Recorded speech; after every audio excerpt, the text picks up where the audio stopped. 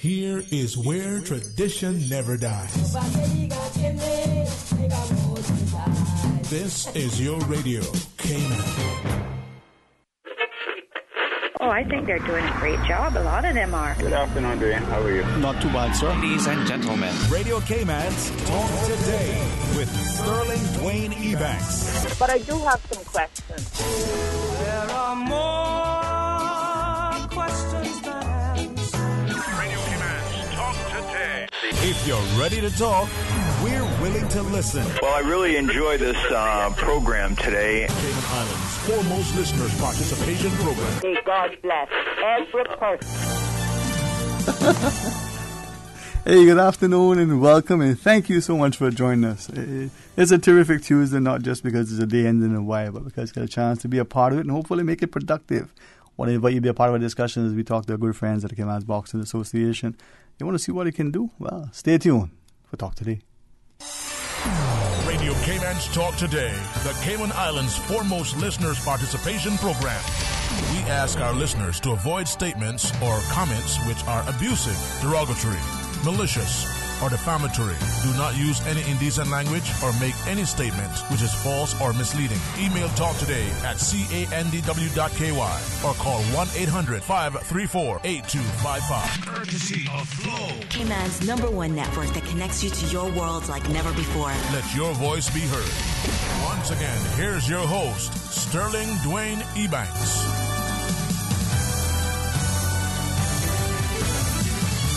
Hey, good afternoon, welcome back, and thanks for joining us. I know it's Christmas, man, and if my voice was as good as some, I would even try to sing, but hey, I don't. But the song is in my heart, and my prayers and petitions that this country will continue to strive for greatness. And I'm honored to be able to welcome to our studio the President of the Cayman Boxing Association, Ms. Layla Jackson. Hi, thanks for having us. Merry Christmas. Merry Christmas, and our Second Vice President, Coach Tristan. It's a pleasure, man. Merry Christmas. I know a few people who have some names for you, man, and I think it's said fondly and affectionately and with a lot of love. You're the drill master, man. As long as I do my push-ups, I'm fine. But I like that because there's a way, as you know, Leila, there's a way that coaches can motivate people to do things, just like the teacher can with the student in the class, just like the parents sometimes. You find, and it's not only the carrot that's being dangled, but it's not always that harsh stick. Mm-hmm. And coach, you have a very, very good balance, man. Good stuff. Guilty as sin. But I must confess that I love boxing. No, I always stress amateur boxing. I like it. I like Olympic boxing. I like to watch, the training that goes on. And for me, if I exaggerate, coach, you guide me, but it's the body, the mind, the soul, the spirit. Everything is in it. And it's genuinely one of those sports where it's lifetime and it's the family, the mom and dad, the children. They can even bring the pets along if they want sometimes. Yep. I mean, you can be so actively engaged. As they say, Miss Layla, if you want, the job done right, give it to a woman. So, at the helm. Well, that's not just true of our executive, I guess, but true of our boxers as well, because our most successful boxer right now is Brandy Barnes. And, she's flying the flag for female boxers. And it's great, actually, because for female boxers, there's so much opportunity, because obviously the categories are not as large. There's not as many competitors worldwide. So real, genuine opportunities for female boxers out there, and that's something which we're really trying to push and make her a role model for gender equality in boxing. Yeah. Well, I'm looking forward.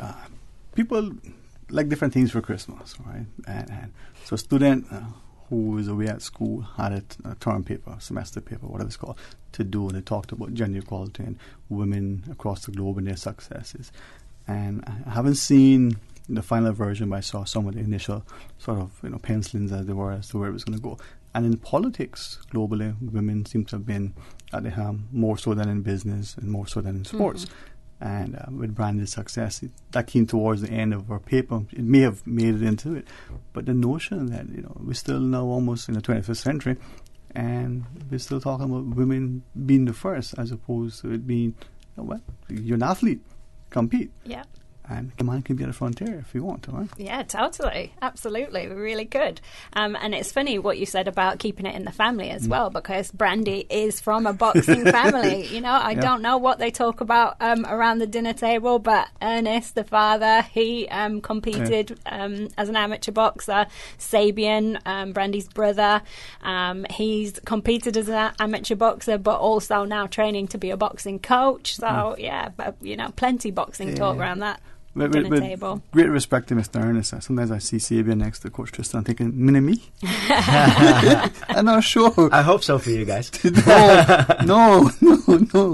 I mean, their looks, their disposition, you know. No, but that's great. But I think people need, you know, a strong father figure, an older brother, an uncle, you know, someone to be a mentor, to be an inspiration, to be able to share a different perspective. And I think that's one of the great things about living in Cayman and working and growing up here. You have an opportunity to learn multiple languages if you choose, to be exposed to so many different people, and to be around. It's for me, it's like being able to have the opportunity when I was younger to speak to all the older seafarers who traveled the globe, who worked on ships. And there may have been a handful of Caymanians, but there were all of these other nationalities, and they went to all these different ports. Someone picked up languages, someone may have got other families, but that's a different story. But they got introduced to so many different people, and they had a healthy respect for what we're talking today about, you know, intercultural relations and the like. It's like a United Nations, and I think we learn so much and should appreciate. And I must commend you, the executive, the coaches, and all the good things that are happening at the Boxing Association. And as it's Christmas, maybe, if it's appropriate, maybe we get the families to consider strongly about the health of mind, the health of body, and what, not just those, you know, things that are resolved to do in the new year, but specifically, how are we going to do it together so that we have the health of mind and our health of body? The gift of giving, man, that love and that health, right? Yep, of course. Share with us, Mr. Leila. I mean, you have a vision. You certainly have put in an incredible amount of work, and probably some of the executives going, oh man, she's a taskmaster. I thought Tristan was bad. But if you want something, you have to work for it, right? Yeah, I think it's probably been about 9 months since we were last on the show, and I think that what we've managed to achieve in that time period is quite a lot. One of the main things that we've been focusing on is getting back to boxing. So we've tried to grow our grassroots programs, which Tristan will talk more about, to really make sure that we've got a lot of succession and that we've got more kids coming into the program and that they're interested in boxing. We've been trying to generate excitement in boxing through that, because if we don't have that succession, then it's not going to grow into a bigger national team. So getting back to boxing, focusing on the grassroots, making our boxing gym a nicer place to train. So upgrading the facilities, putting some nice motivational artwork in, stuff like that. Just really, you know, making it a more inviting, exciting place to come and train. Well, I think that if people haven't been by in a while, they should, because I've seen the good work of the corporate sponsor and, you know, the little things, the motivation. I mean, of course, the picture of Muhammad Ali always helps. Yeah. Always. Yeah. Coach Tristan, if I may ask of you, and guide me in this, because I think sometimes... I'm enthusiastic, and I may be accused, well, you like it, so therefore you want to see the good in it. But there are some people, and this morning deliberately, I reached out to a couple of individuals, a couple that I know love boxing probably more than I do, and a few who have a perception, well, boxing is barbaric, it's this, it's that, it's the next thing. But to the parents who are looking to engage their children, who themselves are perhaps looking to maybe find fitness and contribute in some physical, financial, tangible, meaningful way to help our children to be disciplined, respectful, resourceful. Boxing offers that, probably unlike any other sport. I mean, that is honestly my perspective, and it's the physical development that you get, the mental, the dexterity, the agility. There's so much. Yep. I cannot sell it any better than you just did yourself. Oh, it's not a sale, but anyway, thank you. Yeah, I think that one of the pieces of artwork in the gym really testifies to that, because, you know, the motto on the wall is "Don't fight, box," and it's trying to make that distinction that people think that boxing is this violent sport, and it isn't, because it's pretty much the exact opposite of that. It's trying to regulate that aggression or that anger, take it out on a bag instead of out on a person, because when you're in the ring and when you are a boxer, you have to have a high level of discipline, and you have to know that you don't just fling your fists. You've got to be much more disciplined and strategic about things. There's a guy, hopefully he visits Christmas, but we've lost contact sort of physically. Now his life, his job requires that he's on the go. He works in environments where the decisions probably affect people's lives more than they realize. And he came to boxing partly through his grandfather, and I understand his story, his competition, when he was growing up back in his home country and the like. And despite his age being a little bit senior to mine, he still has a little bag, the speedball and the things in his home. At one time, his office even had a little spot. And he said the greatest way to de-stress, the greatest way to focus, he's going into a board meeting, he needs to convince investors or something. How do I make this point? And he'll hit the bag, not out of frustration. I think that helps at times too. But it gives him focus and clarity, an outlet. Yeah. And when you see him in his, whatever the business suit is making his presentation, you think this guy is just come from yoga or, I don't know, some sort of meditation. But it's boxing. Kristen, I don't know. Yeah, well, I can only emphasize on that or elaborate a little bit more on that. I got a lot of people coming in 5:30 in the morning. Mm-hmm. That's the first thing that they do. You don't want to see them when they go out of the gym, but I always check up with them, and they get a huge energy boost out of their workout. Boxing is a very diverse sport. I think a lot of people, again, associate boxing with violence, but there's no way that any one of us in the boxing gym will allow anyone to spar, either unsupervised or if you're not ready. And the pathway to become ready to do actual sparring in the ring with protection is well over the course of a year. I think one of the most important things that we have in the gym, at least how I see it, is that we have a huge respect for one another. Everybody that trains in any of the classes that I have been coaching, including the Cayman youth, has been very respectful towards one another when it comes to boxing. So I never saw all the fights that I see outside on the streets, and I never saw something like that in the gym, ever, since I've been on the island. And I think you develop a friendship and a respect. That's what it is. For each other, because, and for those who, I believe in testing hypothesis. So, this is a cell, it's exaggeration. Check it out. You look at the boxing gym, you see people who work in the office. Today's their decision is going to affect tomorrow's financial market, or it may be the teacher who is assisting in something, or it could be the guy who's going to be laying your blocks. There's a varied cross section of ages, of disciplines, of all sorts of people, and it's a common love for being healthy, of being physically, mentally fit. Or being tortured by the likes of Tristan. No, being motivated. Yeah. I think motivating would be a better word. Torture is close enough. I think motivating would be. But what I do though, and some of the people know me by that, is that I try to push everybody to their limits. Because when you get pushed to the limits, or at least you get pushed out of your comfort zone, that is where you grow. Yeah. I'm originally born in the Netherlands, and the schools that I used to go to were pretty rough. So I'm being very gentle on you guys. It reminds us. But that's the thing, though. What the body is capable of. I mean, we see it with those guys who are, say, the astronauts, for instance, the training that they go through, the test pilots, the naval divers, and the like. We see it with that person who didn't think he could run less than 10 seconds in 100, or the person who is swimming. There's so much, but even the person who's sitting in an academic exam, what you're capable of if you're sufficiently driven and motivated and, encouraged. I think you see it back in a lot of sports. Basically what we're trying to do is set up challenges. It's not about me seeing you sweating like crazy. I'm lying maybe a little, because if you're not sweating, you're not doing hard enough. But if I see people talking, you know what I say, right? That means that you can train a little bit harder too. So from a coaching point of view, I'm not only just giving you like a simple exercise to do, or maybe a hard exercise to do. I always look how you do it, and if I see that you need a break, even though that you don't want to stop, I'm going to make you take a break. So it's not about pushing. No, it's about pushing and seeing and understanding your clients or people that are training with you, how far you can take them. So again, I think it's more about the mental challenges that you set for people, the physical challenges that you set for people, and how you are able to pick them up again when you think that they almost reached their limits. And one of the best ways to do that is by splashing cold water in their necks. So he tells us. But that's the thing, though. Yeah, when I listen to you, I recognize too sometimes, we are our greatest enemy. That we tell ourselves that we can't. Sometimes inadvertently, unconsciously. Other times, I believe that we don't appreciate how that mental block, we have to overcome that first so that we can establish physically we can do this thing, that extra push-up. I can't do 5 push-ups, but you just did 50. Yep. You have a way to, Tristan, I must confess that, some coaches push, and they never perhaps intend, to break.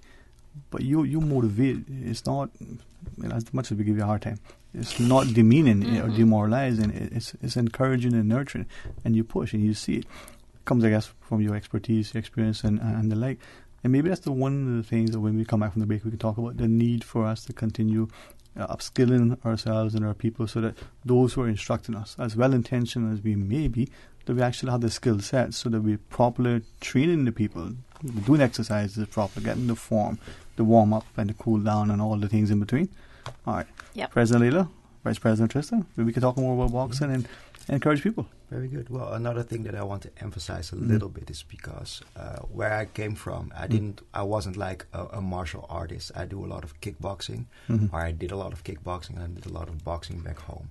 But the only reason that I started to do that sport or those kind of sports was because of the fact that I was always a team player.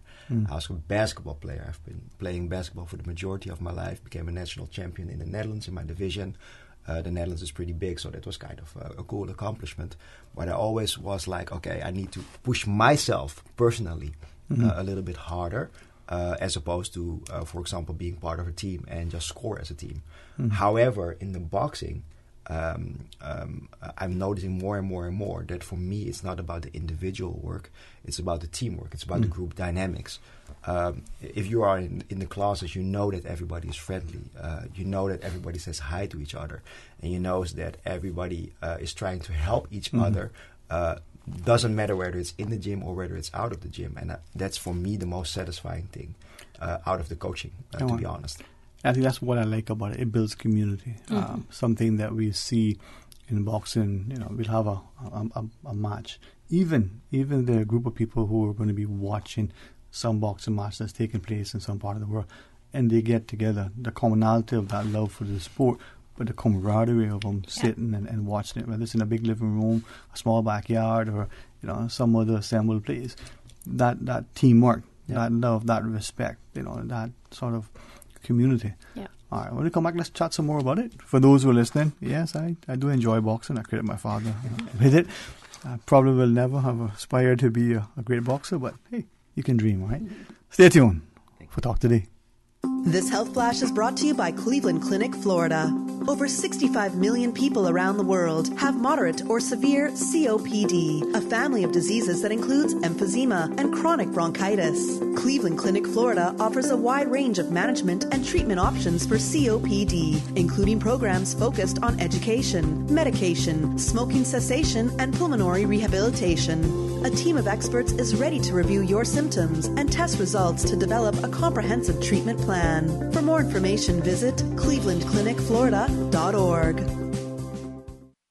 Research shows that domestic violence increases during the holidays. Financial pressures, family pressures, work pressures, all of these play a part. So don't let the pressures of life take over. Choose to diffuse the spousal arguments before they begin. Most people experience their greatest anger when they feel dismissed, ignored, or misunderstood. Many people instinctively avoid naming their fears, and it's all too easy to mistake sadness and fear for anger. So if you feel like you're heading for an argument, or you find yourself getting angry, stop for a moment and ask yourself, am I reacting to a feeling of loss? Telling someone else what you're sad about or afraid of means that you're willing to let down your guard and be honest. And they may react by doing the same. A quote from ahealthyplace.com says this: remember, from every wound there is a scar, and every scar tells a story. A story that says, I have survived. Turn your wounds into wisdom. The Stop the Slap campaign has been proudly sponsored by Cayman National Bank. Stop the slap. Stop the cycle. Stop the violence. I need a bank that is convenient for me. What do you mean? I need a bank that has easy-to-find locations and plenty ATMs when I need cash on the go. Oh, well, that's easy. You need to bank with Cayman National. They have 7 customer service centers and 23 ATM locations. The newest one is at the East End Post Office, and I hear there's more to come. Well, sounds like I need to bank with Cayman National Bank, the convenient bank, because they seem to be everywhere. Yeah, that's true. Cayman National is everywhere. Surely they are Cayman's convenient bank. Cayman National Bank. We're here for you. Oh, this Christmas, Kirk Freeport is wishing everyone peace, love, joy, and $40,000 in prizes. Win one of the multiple $5,000 and $1,000 cash prizes just for shopping at your favorite Kirk Freeport store. Purchases of $100 before noon on Christmas Eve qualify for all remaining prize draws. There's even a Rolex watch prize draw on January 2nd, and loads of other great prizes. Peace, love, joy, and the island's biggest Christmas sweepstakes. Only from Kirk Freeport. Full details on kirkfreeport.com. Merry Christmas from Kirk Freeport. Talk today. But I do have some questions. Talk today. Cayman Islands' foremost listeners participation program. Talk today. Because there are more questions than answers. What the public is saying. Waiting to take your calls right now. Sterling Dwayne Ebanks. Hey, good afternoon. Welcome, Mike, and thanks for joining us. And this discussion isn't just about boxing, but about the merits of teamwork, about the importance of a community supporting each other, working together, and raising the bar. At least that's my perspective. I like that, yeah. And as I have the chance to, with great respect, hopefully develop a working relationship, a friendship with you guys, not helping only to maybe promote and get the community involved, but first understand that through this, we're helping ourselves, we're helping our children, and I know you can only speak from what you know. So the good company of the president of the Boxing Association, Ms. Leila Jackson, the second VP coach, Tristan. For me, boxing gives us certain things. I recall playing football and training in the boxing gym. You think, well, how can playing football and training in the boxing gym, they're two different sports? True. Now, if I'm exaggerating or just being foolish, you tell me, coach. But the things that you did in the football field, the jumping, to be able to hopefully run and move, those are the things that help in the boxing gym. As you did those things in the gym, you were able to do them better on the field. That's what I found. Absolutely correct. In boxing, you do a lot of endurance training, which you need in soccer. You do a lot of high-intensity training and plyometrics, which you need in soccer. You have a lot of agility routines, which you need in soccer. And you have to strategize. You have to understand the why you are doing specific things. And you have to look a little bit further than just the bag or the combination that you're going to make, because there's always going to be a counter. There's always going to be a sidestep or another movement that your opponent is going to make. And in soccer, you can apply the same things. Basically, what you're talking about is creating clarity.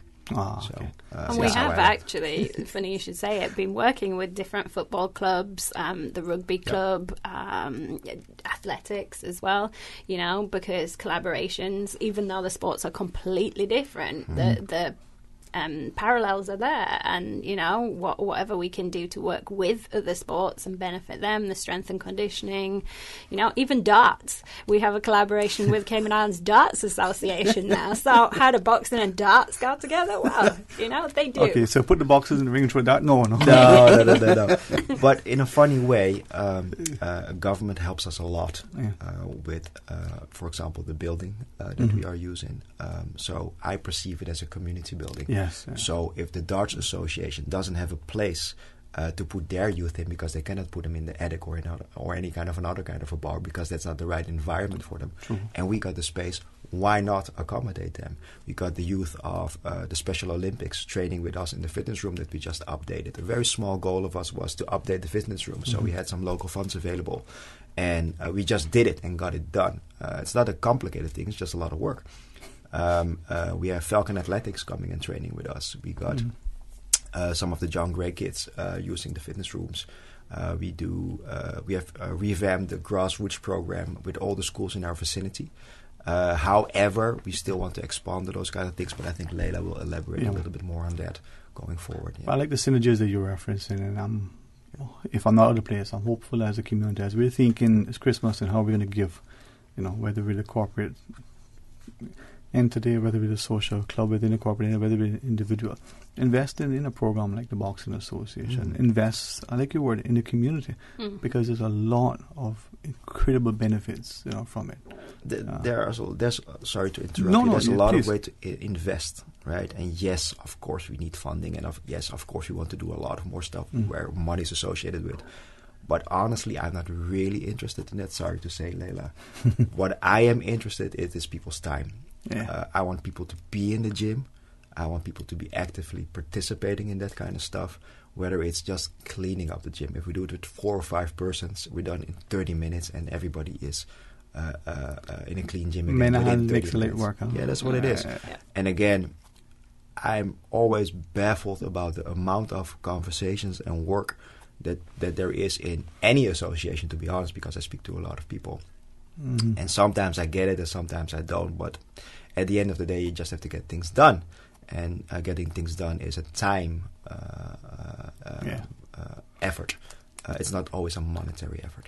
Well, the government, I think, supports many things. Absolutely. And the way it's investing in its people through sports, through physical activity, I think it's going to be helpful in many ways because we'll be healthier, we'll be more active, mentally, the clarity is there. Hopefully the self-respect and self-confidence is there. Hopefully the understanding that, we are not just our brother's keeper, but our actions impact others.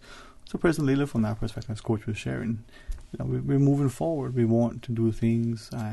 Money is important, but I think, as Coach was sharing, that time that we're willing to invest for those social clubs, those corporate entities that want to do a work day, come out and make your team more productive by making them more active and healthier. Yep, absolutely. A great example of that is that my firm actually started training, boxing training, at lunchtime.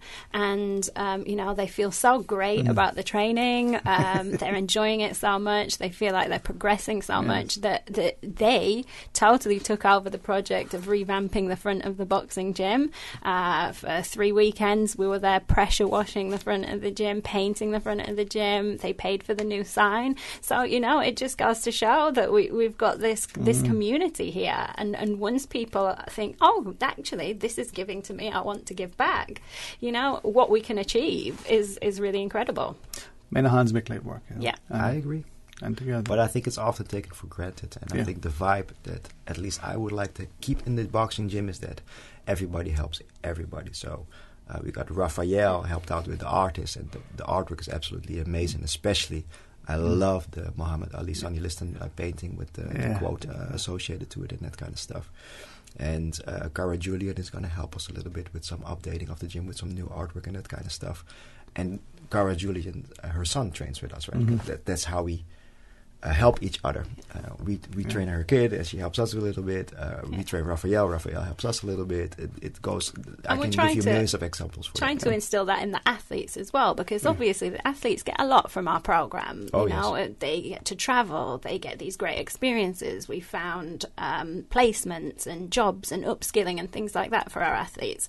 And so one of the things that we really want to do is show them that they need to give back for that. So one of the pillars of the program is to introduce this community service element, and if it means picking up a brush whilst you're in the gym and cleaning up, or if it means that one Saturday we'll go to a beach in West Bay and clean that up, then it is what it is. But that's what we need to encourage. Exactly. But now, with all the changes that we made in the association, it's going to be part of our goals for next year to actually do so. Well, I'm hoping that as a community we come on board. Coach, President Leila, we do have a call online. The headsets, not the most comfortable. They may mess up your hair, Coach. But if you just put it on, let me see what's on the other line. Hey, good afternoon. Thanks for listening, and thank you even more so for calling. Welcome to Talk Today. Yeah, I've been listening to this conversation here for quite a while. Yes, sir. And I have never heard Didi's name mentioned. Well, he's coming up shortly. A man who spent 45, 50, 55 years in boxing advocacy. Yes, sir. Absolutely, and I think that's why boxing has such a great backbone in Cayman. It's because of all the work that he put in. Mm-hmm. The new sign in the gym is testament to that. The gym is obviously named after Mr. Dalmain, and that's looking great again now. But that's why boxing has so much support in Cayman, I think, because of everything that he did back in the day. Yeah. You know, putting out the bags in West Bay, and when we didn't even have a gym, and encouraging people to box, and that long history. You know, when you hear families like the Barnes family talk about him and what he put in, and you know how much respect they have for him, that is why it's following down from generation to generation. That's why it's gone down from Mr. Ernest to Sabian to Brandy, and that continues, and it's wonderful to have that history. Yes, sir. You are right. Well, you need to keep it boiled up to the top. Yeah, well, thank you. And, you know, I take responsibility for that, because his name was the first on my lips, but I decided for personal reasons as to why. But you are right, and we will never not only forget him, but his contribution, his legacy to boxing. Absolutely, and that's why his picture is you know, still in the gym and needs to be, and we need to tell these stories too. But maybe one day I can get you and my father come and we can take a tour of the gym again, sir. How about that? I'll drive. Promise you safely. Oh, well, yeah. Okay. I'll do that. But, right. You know, man, he put in so much energy and everything he had into boxing. You know, I don't, you know, any conversation you have about boxing should start with DD. Yes, sir. Should end with DD. Well, I was going to end with it, well, midway and end, but maybe I should have started. Thank you for that, sir. Thanks. Thank you. You know, and he's right. I mean, I didn't. I'll tell you off here part of the way, but I remember the West Bay Town Hall and Mr. D coming out, and you know, the bags and the gloves, and I don't know if you call them gloves, because sometimes they were in bad shape. Mm-hmm. But he made the most of them, and every child, male or female, most of it was young boys, but he put them under, and him and my father won a ship together, and he was the coach. My dad would box, and I think that's probably why they got a couple extra dollars to send home. But it was that thing, and they had this thing where they would, you know, do with their hands. It's challenging to talk about boxing without becoming emotive, right? And the emotion boils up in you. But that's why I love the sport, because I see the friendships that have been built over the years. I see what it has done for people. Absolutely correct, but it is his legacy that we are building on. Yes. And speaking of which, maybe Leila can elaborate a little bit more on the trainer program. Yeah. We don't have a name for it. Maybe we found one right now. But it is all about that specific legacy, and again, building basically future legacy by the likes of Theodore Kelly, Blaze Wood, Sabian Barnes, as becoming aspiring coaches. They're in our program right now. Yeah, man. And President Leila, train the trainer. Huh? Yeah, train the trainer, because, you know, we are reliant on coaches coming in from say England or wherever to try and build our national team. And obviously one of the things that we want to do, as well as build the national team and have success internationally, is to have Caymanians trained as coaches as well. And so that was really the focus behind the Train the Trainer program, is to upskill people who are interested in boxing, people who are passionate about boxing. If they want to learn how to coach in the gym, then, you know, there should be pathways available for that. And Sabian, Theo Kelly, Blaze Wood are all in this pilot program of Train the Trainer, where they've come from being athletes in the sport to actually learning about what it does behind the scenes and how you become a coach as well. And at the end of the day, Sabian, for example, is doing it because he's injured and can't actually compete. But, you know, in the future, if he were to go back and compete again, then he has this whole different perspective of boxing from being trained as a coach as well, which can only be beneficial. To him, to the sport, and to the community. All right, quick short break. Goes fast when you're having fun, Coach. When we come back, more talk today. Awesome. Puts a leader in sandpans. It's Foster's. This holiday season, taste Christmas with Foster's IGA. Try a new recipe. Incorporate a new flavor into your Christmas feasts. Bake with a new ingredient. Whatever you decide, make the most of time with family and friends and celebrate the holidays. Visit fosters-iga.com or Foster's IGA on Facebook for taste Christmas inspiration, recipes, and more. To make the most of flavors Christmas has to offer. At Foster's Food Fair IGA, we care. South Coast Bar and Grill up in Breakers, man, that is the place. For traditional Cayman cuisine, oh, you will love the taste. At South Coast Bar and Grill, we got conch and lobster and turtle stew. And every Sunday, come out with your family for the barbecue. South Coast Bar and Grill by the seaside, 11 a.m. to 10 p.m. daily, lunch and dinner. Call us at 947-2517. For Cayman and cuisine, the talk today is South Coast Bar and Grill. Hey, did you hear about Pinna's groundbreaking new lower prices? Over 350 of some of our top-selling brands are now reduced in price by up to 45%. Yes, 45%. For the best prices, brands and service, Penha is the place to be for your holiday shopping. Visit Penha, number 40, Royal Plaza on Cardinal Avenue, Georgetown. Merry Christmas from Penha. Make it Le Classique this holiday season and give the gift that will last forever. The gift of leather. With leather goods, accessories, and footwear that fuse classic timeless fashion with today's trends. Le Classique will add versatility and distinction to any wardrobe. Find the perfect gift for any man with the selection of leather belts, wallets, briefcases, and luggage to shoes for leisure, work, or special occasions up to size 13. Make it Le Classique this holiday season. For the ladies looking for style and quality, Le Classique carries handbags, luggage, shoes, and accessories for any occasion. Shop the new shoe, accessories, and leather collection for men and women at Le Classique this holiday season. Make it last. Make it Le Classique. Research shows that domestic violence increases during the holidays. Financial pressures, family pressures, work pressures, all of these play a part. So don't let the pressures of life take over. Choose to diffuse the spousal arguments before they begin. Most people experience their greatest anger when they feel dismissed, ignored, or misunderstood. Many people instinctively avoid naming their fears, and it's all too easy to mistake sadness and fear for anger. So if you feel like you're heading for an argument, or you find yourself getting angry, stop for a moment and ask yourself, am I reacting to a feeling of loss? Telling someone else what you're sad about or afraid of means that you're willing to let down your guard and be honest. And you know, they may react by doing the same. A quote from ahealthyplace.com says this: remember, from every wound there is a scar, and every scar tells a story. A story that says, I have survived. Turn your wounds into wisdom. The Stop the Slap campaign, proudly sponsored by Foster's IGA. Stop the slap. Stop the cycle. Stop the violence. See what I'm saying? I know you've been pining for us. We're back. Okay, definition of the word pining. Intransitive verb. 1. To lose vigor, health, or flesh, languish. 2. To yearn intensely and persistently, especially for something unattainable. They still pine for their lost wealth. See what I'm saying? December. I know you all were pining for the show because every time I go out, I keep hearing, "Hey, do next show? Hey, do next show? I like that show, you know? I like that show." So join us for the next. See what I'm saying?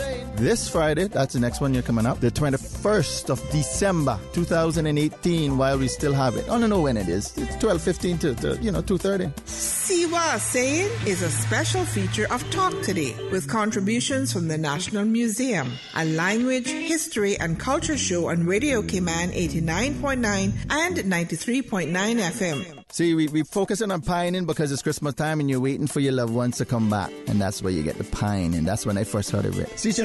No, Seacher. Yeah, football, playing football. Seacher. Proudly sponsored by Cayman National Bank. Proudly serving the Cayman Islands since 1974. Talk today. But I do have some questions. Talk today. Cayman Islands' foremost listeners' participation program. Talk today. Because there are more questions than answers. What the public is saying. Waiting to take your calls right now. Sterling Dwayne Ebanks. Hey, good afternoon and welcome back. Thanks so much for joining us. It's truly a pleasure, and I say this for many reasons. One, to be in a good company of great people. You're inspired, motivated. You see where they're sincere, genuine, and nurturing others.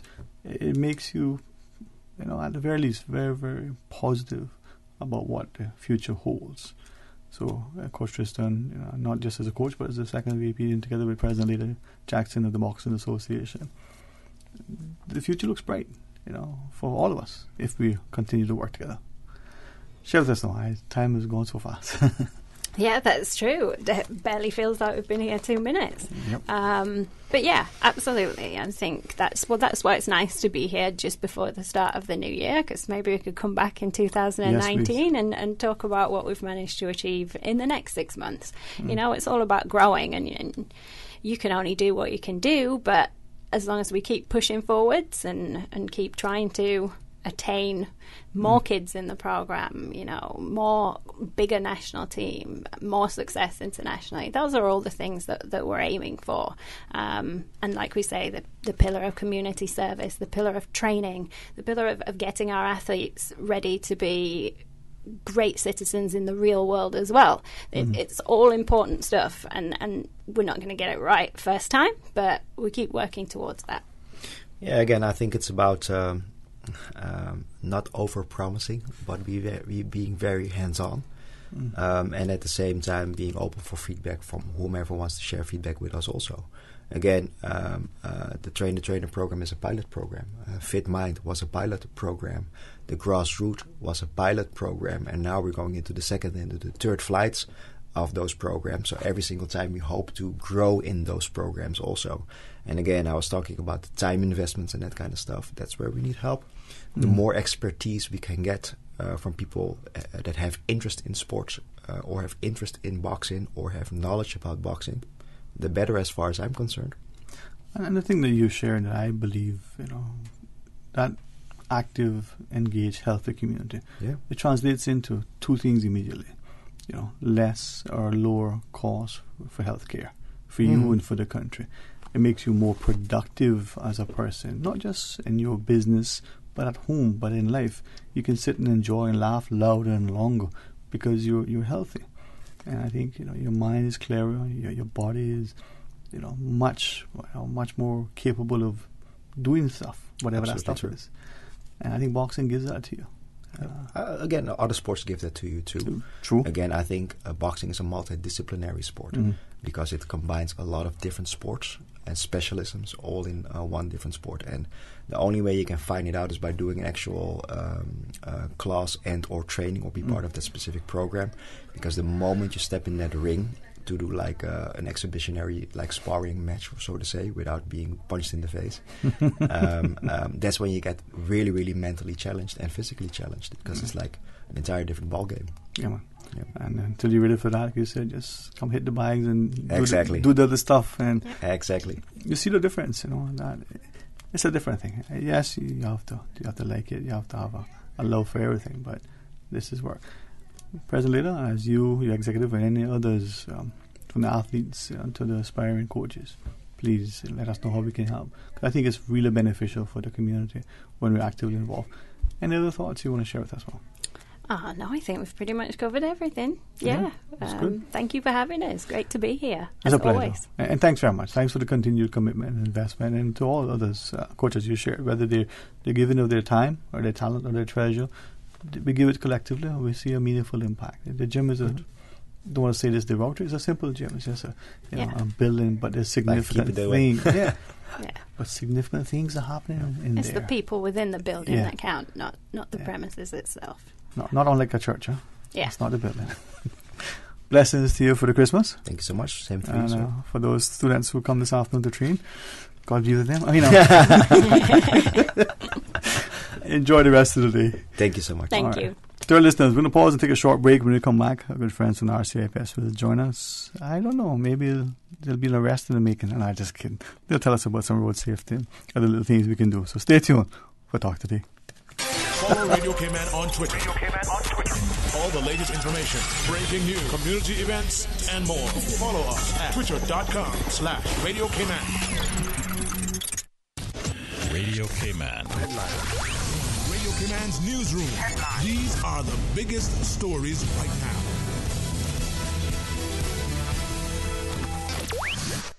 A 33-year-old Georgetown man has been charged with burglary. This in relation to an incident last Saturday where police say a quantity of cash was stolen from an address on Grackle Road, Georgetown. He appeared in court this morning.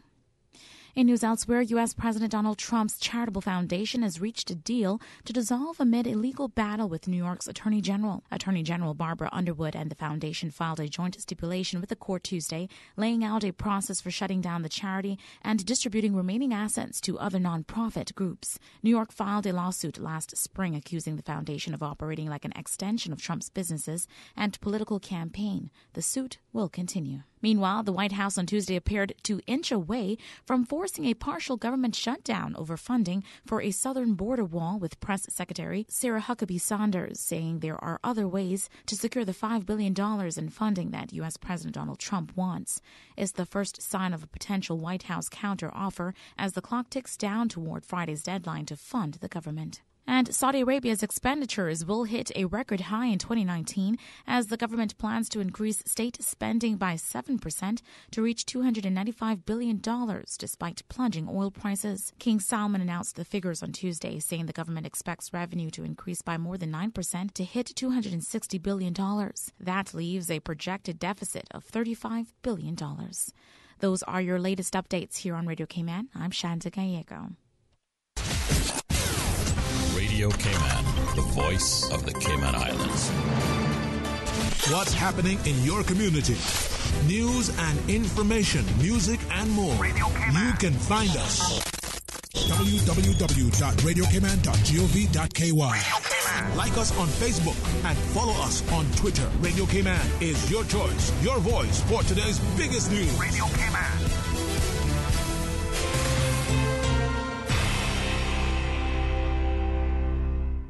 See what I'm saying? I know you've been pining for us. We're back. Okay, definition of the word pining. Intransitive verb. 1. To lose vigor, health, or flesh, languish. 2. To yearn intensely and persistently, especially for something unattainable, they still pine for their lost wealth. See what I'm saying? December. I know you all were pining for the show because every time I go out, I keep hearing, when you going to do next show? When you do next show? I like that show, you know? I like that show. So join us for the next. See what I'm saying? This Friday, that's the next one you're coming up, the 21st of December, 2018, while we still have it. I don't know when it is. It's 12:15 to 2:30. See what I'm saying is a special feature of Talk Today with contributions from the National Museum, a language, history, and culture show on Radio Cayman 89.9 and 93.9 FM. See, we focusing on pining because it's Christmas time and you're waiting for your loved ones to come back. And that's where you get the pine. And that's when I first heard of it. Seacher. No, Seacher. Football, playing football. Seacher. Proudly sponsored by Cayman National Bank. Proudly serving the Cayman Islands since 1974. Talk today. But I do have some questions. Talk today. Cayman Islands' foremost listeners' participation program. Talk today. Because there are more questions than answers. What the public is saying. Waiting to take your calls right now. Sterling Dwayne Ebanks.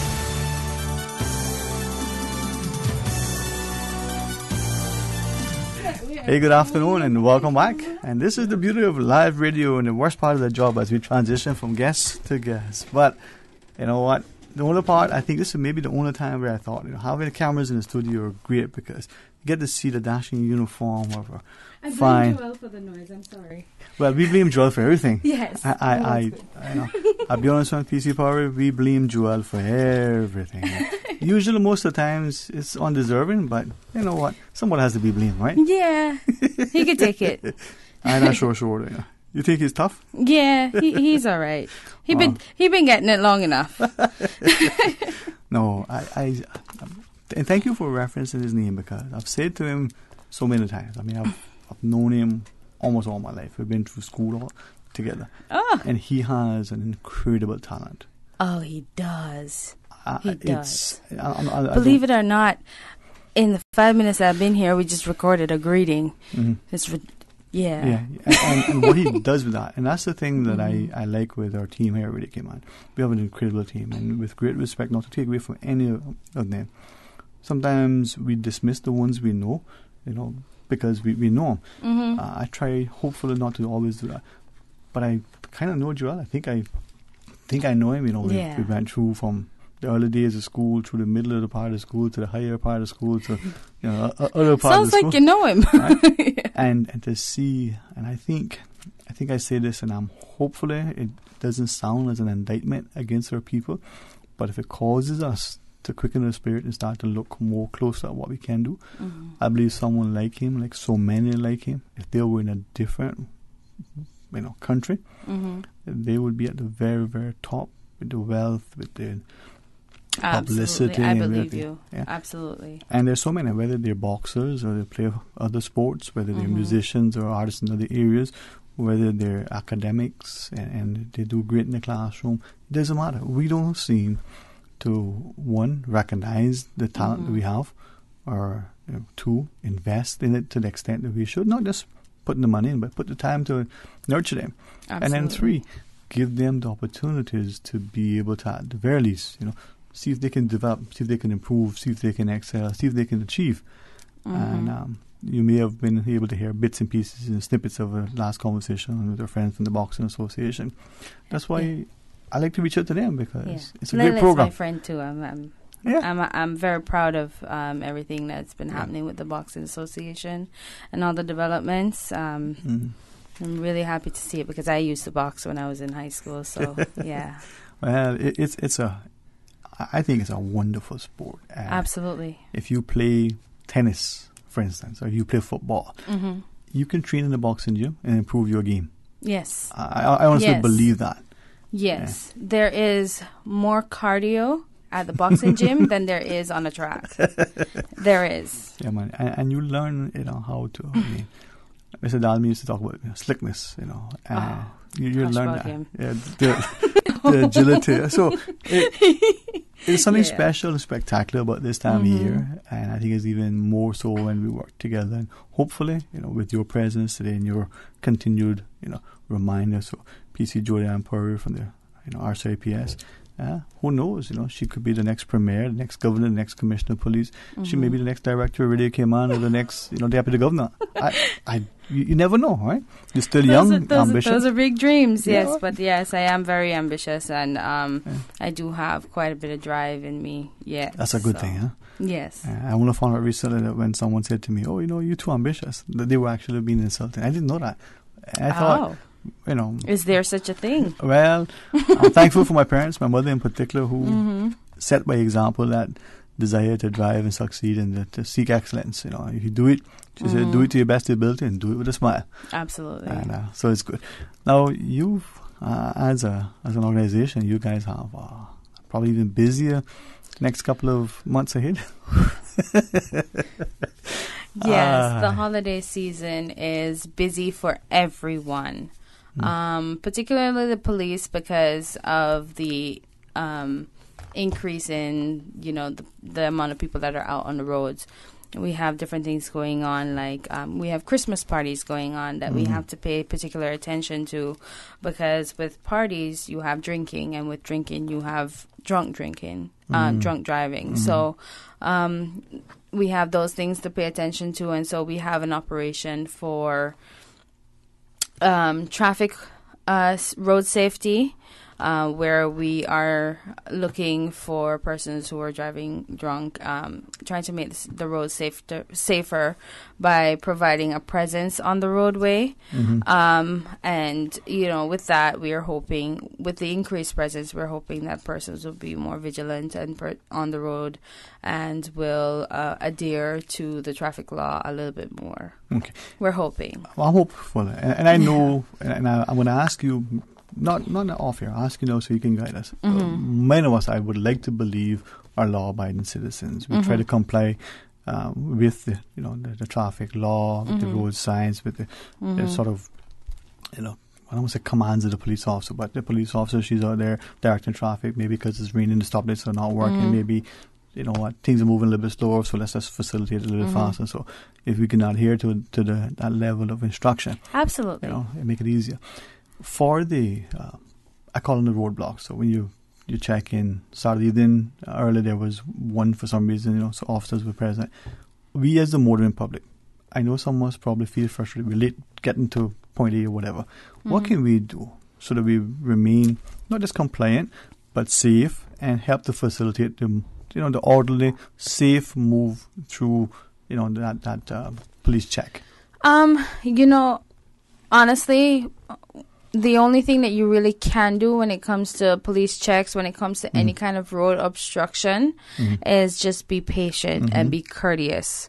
Quite often or not, a lot of the issues that happen on our roadways, like minor accidents, is just because people are not courteous to one another and they're very impatient and they're in a rush.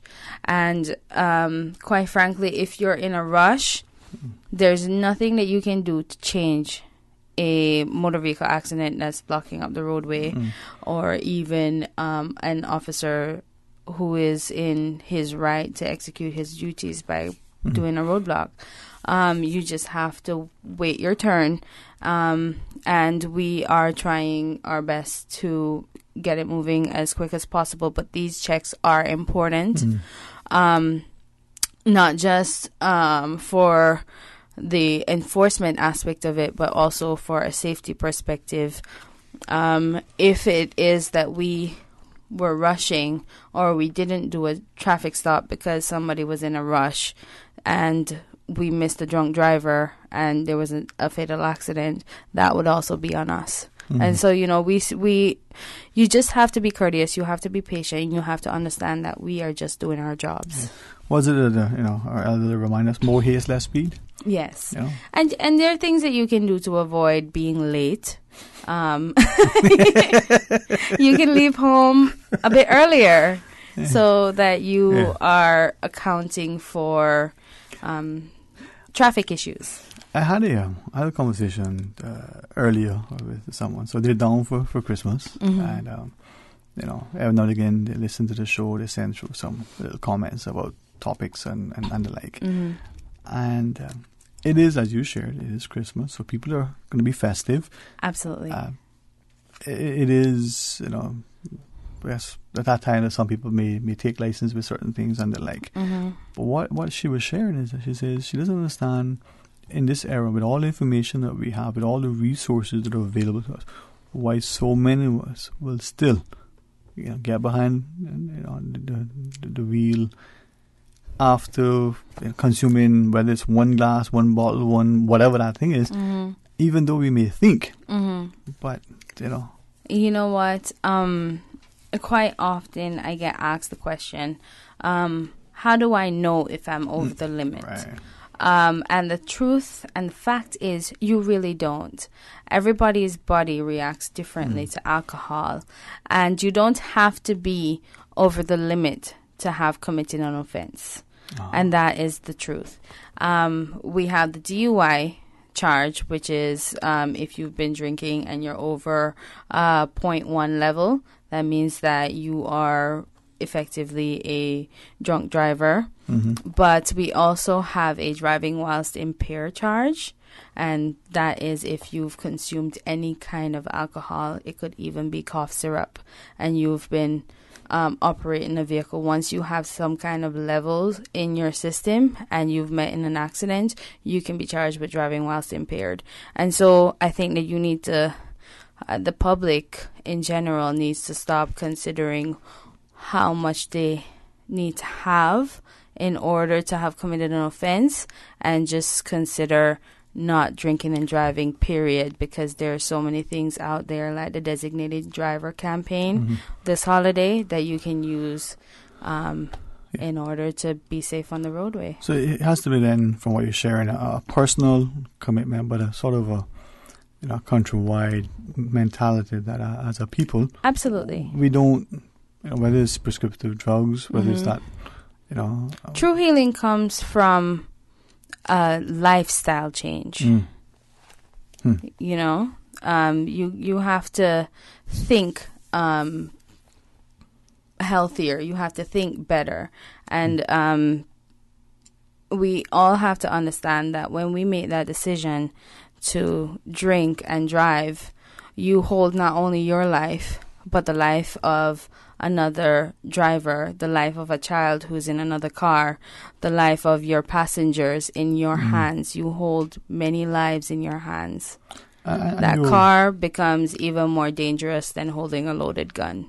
Yeah, and as you shared to the National Drug Council through their program, we know the Hope Foundation have their park and ride program announced. There are opportunities for people to absolutely, and if you're out, in a group, be that person who is going to be the one who isn't drinking. Or get yourself a friend like me. I have several friends who are non-drinkers, and they like to go out with me because I'm awesome company. And so, I just utilize them. I'd be like, come on, guys, come and take me out. And there are several people I know who don't drink for different reasons. Some of them for health, some of them because they're on a fitness regime that prohibits them from drinking. You guys, you need to network and find yourself these people. Some years ago, some colleagues were sharing that it was. I think there were going to be a couple of weddings and different events that weren't going. So a bunch of them, would go out, and each weekend someone took turns. It just like they were doing for the ride share into work. This week I drive, next week you drive. So even that rotated out so that find some way to be safe. Yeah, or carpool in a taxi. Even better. Yeah, carpool in a taxi, because when you break up that taxi fare, it becomes little to nothing. Yeah. It's like, sacrificing one drink. Yeah. Yeah. But as I listen to you, it is the issue of people who may not honestly understand that they're impaired, or they may not realize that, yes, they're probably not over the limit, but they still commit no offense. But then there are other behaviors on the road when it comes to road safety and traffic issues. Yeah. The lack of courtesy, the different things that happen. How do we address that? We can only point it out to people, because that in itself, whilst drinking and driving is a lifestyle change and something you need to consider on a day throughout your life and not just for a particular event, courtesy and patience is just something that you constantly have to point out to people, because it's an attitude adjustment. And some people may not even realize that this is the way that they behave or this is the way that they drive, but you do. And so, every so often we just have to point it out and be like, look, the reason why there is so much blockage and backup by Prospect is because, nobody's letting out the people that are in the sides. And so those people then begin to force their way in. So if you just, let one or two people in, the traffic will flow smoother. Yeah. And I think as you shared out too, as we speak to PC Julianne Power of the RCIPS, that individual that decides, maybe there are two lanes going in the same direction, decides to weave in and out and get a hit, that person may get a hit at the expense of the other 100 cars behind, because as you're weaving in, others are braking, and that has a knock-on effect. So just be patient, courteous. And then that person who is weaving in and out is going to end up, in the hands of an officer, and they're going to complain that, they're being stopped by an officer in rush hour, but it's because of the way that you behave. Could I ask of you, not for the information now, and whether it's a statistic that you have available, and whether it's one that if you do it, you would be able to make public, but on behalf of the lady, I call her a young lady, but she's by no means that young, she says, although healthy, thank you. She said that there was a time it came on when she would first visit, that nobody in her mind, and she was very, and I share this because sometimes you hear from people like that, you take it for granted. Nobody would drive unless they had a license or the vehicle was insured.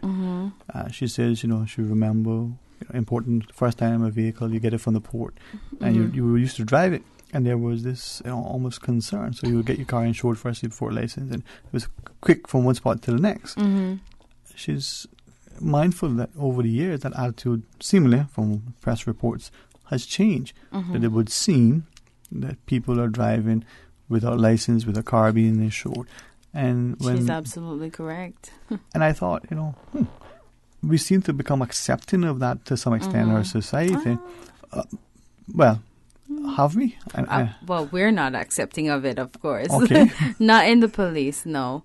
And I recently actually got some information from Inspector Yearwood from the Traffic Department, where I think close to 40 persons were charged, were informed that they would be charged for driving without being without a proper registration. So they will be charged at some point. Yeah. So they were warned for intended prosecution. Okay. I think over the course of 2 weeks since the 1st of December, 40 persons. Yeah. So we're definitely not accepting of it, because it is unfair to the people who are legal with their vehicles, who have paid their registration, who have gotten their license up to date, who have gotten that vehicle tested and is all the way through correct, who have paid for their insurance. It is unfair for those people to be driving on the roadway with other persons who have not, who have been showing blatant disregard for the law. And as I listened to her, and we were talking about some other things, and I liked the fact that people like her, not just the intellect, but the genuine love and interest for the country. Sometimes we'll say to you, be mindful that these practices don't become, my words, kind of commonplace every day and accepted, because they affect the quality of life. They also affect, the issues of liability, and then the knock on, as you just shared, cost to the insurance premiums for the others. You're driving in a vehicle without license, without insurance. Are you subjecting yourself to added liability, personal liability, because you've caused an accident? That person is going to sue you in that capacity. Is your home at risk? Is there other issues that could bankrupt you? Yeah, and the other issue is, and it's something that we've seen quite often or not, is that when you don't have, say for instance, insurance coverage on your vehicle, and you are at fault for an accident that have occurred, that person who is your victim has nothing to gain, no hospital bill coverage, so on and so forth, because you didn't have insurance. You didn't think to go and get insurance for your vehicle. And then they're going to be subject to a lengthy court system trying to get whatever compensation they deserve from you. Yeah, and it's not your insurance, it's going to be from you now. You personally will be... Exactly. And a lot of times it's tens and thousands of dollars. It can be very costly. But then, why subject yourself to that? Now, I know people complain about the cost and the like, but what is more costly? Paying the license and the insurance, or suffering in jail, or paying some other fine, or paying some other high. And you know what, Sterling? We have a proper and developing public transportation system, right? And if you cannot afford insurance, and if you cannot afford to license and register your vehicle, then maybe that you need to be utilizing our public transportation system until such a time that you can afford it.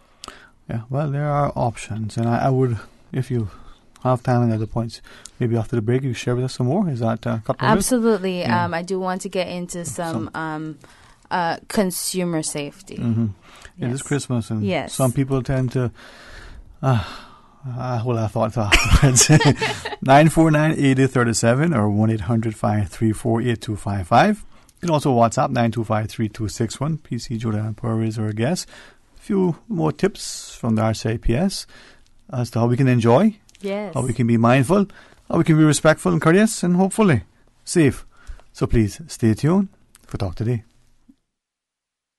Hi, this is Jody Ann Powery from the Media and Communications Unit with RCIPS, and I just want to wish everyone a safe and happy holidays and a happy new year. Police, stop my car. Police, stop my car. The police made me stop. Walk a straight line and blow a balloon up. Remember, don't drink and drive, and lock your doors. For years, we have been promised prosperity on the heels of rapid development. However, last year, over 2,000 Caymanian families required the services of the Needs Assessment Unit.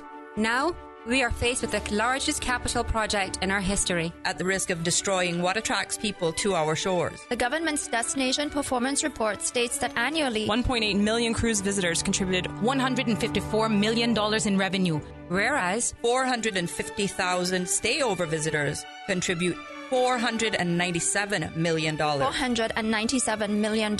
It is time for a national development plan. It is time for a national development plan. And better decision making. That takes into account our human, financial, and ecological resources. Where we will no longer be driven like a boat without a rudder. We don't need handouts from cruise lines. Get your answers. Sign the petition. Sign the petition. Support the referendum. Support the referendum. Support the referendum.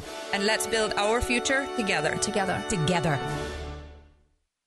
Brand Source Home Gallery has been appointed the exclusive Cayman supplier for Duravit bathroom products. Duravit is the leading international manufacturer of bathroom ceramics, tubs, and showers, recognized around the world for beautiful, functional products. Winner of top industry awards, Duravit collaborates with leading European designers to provide the most elegant and innovative bath products. If you're ready to bring style, comfort, and innovation to your bathroom, visit Brand Source Home Gallery to see the new Duravit showroom and meet the in-house bath designer. Whether you're planning a functional family bathroom or a personal spa retreat, browse the Duravit collection and be inspired. Brand Source Home Gallery, delivering a new standard in custom designed bathrooms. Brand Source Home Gallery, Dorsey Drive, Industrial Park. The only bad workout is the one that never happens. Make 2019 the year you commit to fitness.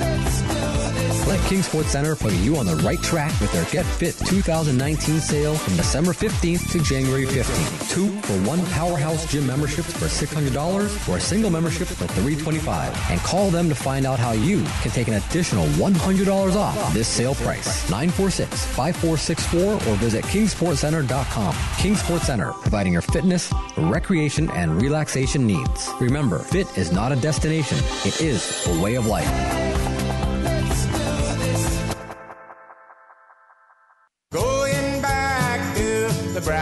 Look, I can't afford to miss this one. The Sport Bay Committee presents the second annual Sport Bay Christmas Homecoming, December 15th through the 25th. It's a place called Christmas Island. Featuring 3 days of traditional Cayman Black Christmas festivities, including live music by district musicians, home decorating contest, children's party, homecoming party, carol service, seniors gift distribution, singspiration, old-time kitchen dance, and fireworks to close off the year. For more information on dates and locations, call 925-3250. The Sport Bay Christmas Homecoming, December 15th through the 25th. It's time to come on home to the Brack again. Going back to the Brack again. Retain your peace of mind by installing a reliable generator, knowing that your family is safe and secure during a power outage. At Corporate Electric, we care about the well-being of our customers and their loved ones. We are the official distributor of Kohler SDMO generators in the Cayman Islands and can conduct a free assessment of your house to suggest the perfect fit. Call us at 946-2277. Visit our website or the Facebook page for more details.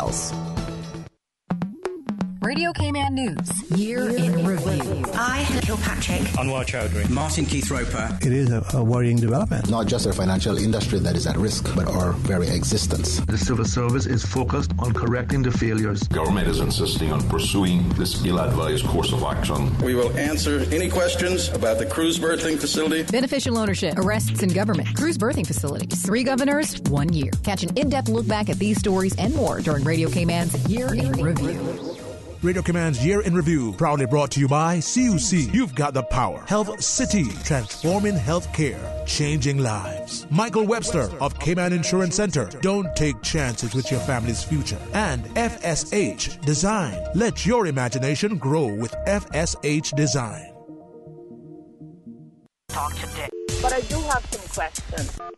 Talk today. Cayman Islands' foremost listeners' participation program. Talk today. Because there are more questions than answers. What the public is saying. Waiting to take your calls right now. Sterling Dwayne Ebanks. Hey, good afternoon. Welcome back to Talk Today. Thanks for joining us. In a few more minutes, we're getting good information from PC, Jody, and Powery.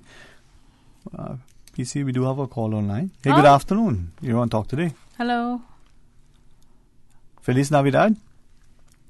Yes. Good afternoon, sir. How are you? I am great. Question for you, sir, and the good lady. Yes, sir. Intersection at Owen Roberts Drive onto Dorsey Drive. It is not even, forget about Christmas. It's bad. That's the one, sorry, just make sure, that's the one by the airport post office? No, this is the one by where Dorsey Drive meets Shedden Road.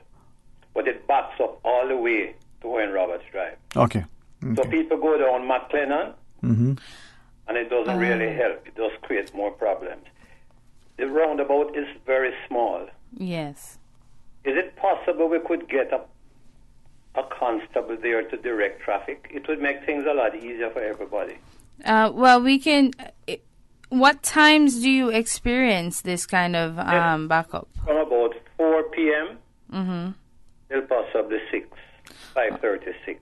Well, I can definitely make that request for you. I can't guarantee that we'll have the resources to guarantee a constable there every single day. But we can definitely try to accommodate it some kind of way. Thank you for that. We have another problem. Where Dorsey Drive meets North Sound Road, opposite to Parker Tibbetts there. Yes. That is every afternoon from 12:30 until about 3, and then it gets back again in the afternoon. Yes. I don't know where these cars come from. It's lunchtime. It is if you get by what we used to call Stereo City, then take you 15 minutes to get to Parker. Yes. That's okay. That's another area that we need to do something, because after you pass Parker, it's fine going down to the roundabout by A.L. Thompson, and no problem. It's just to get past Mr. Parker's place. And he's not holding up the traffic, I know that. Yes. I'll definitely make mention of this to the traffic inspector and see what he can do. It's probably going to be maybe a joint initiative between the police and the NRA to try to solve that issue, because it might be a structural issue as well as a traffic issue. You know, every time we have a problem, we want to build more roads. Think about it carefully. Yes, thank you. Build the road.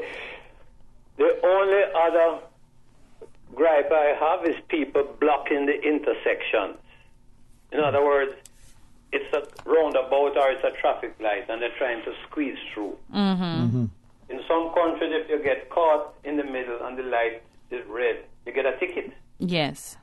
So maybe we should look at that. Not that I want to get any tickets or give anybody any tickets. But I'm sure that you don't do that. I try not to, but, you know, simple things people could do. Yeah. If you come to the intersection, don't block it. Absolutely. But how about Merry Christmas, and Sterling, same to you and yours. Thank you too, sir. And thank you for listening, for sharing your thoughts with us, sir. Merry Christmas. You all. Bye. Amen. Yeah, I appreciate the call of sharing. And with that, 2 more came in. Can I share them with you? Yes, all sure. Right.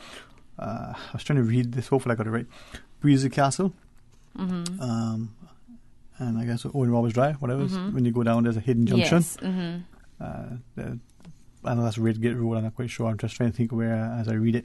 But if the person saying that intersection there, as you enter onto that new link between the airport and back out onto whatever that's going. Yes.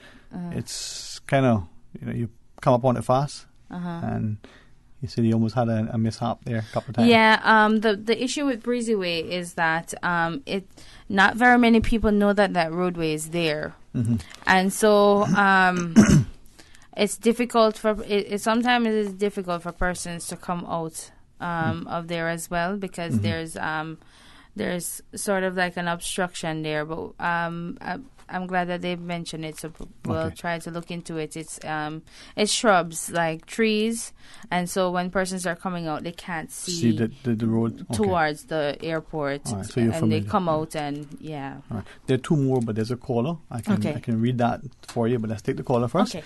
We're speaking to PC Jody and Power. Hey, good afternoon. Welcome. Good afternoon. How are you? I'm very good, thank you. Oh. Good afternoon, ma'am. Good to hear from you, ma'am. It's funny that talking about it today because I was actually planning to make a call whether this was going to be the topic or not about traffic, whether it's Christmas time or not. Talking about the backup of traffic and the police. The problem that we're having is that people do not know how to use the roundabout. I was always hoping that with all of the new roundabouts, you would have police out there at least directing traffic. That's a major, major problem. That's where all accidents are happening.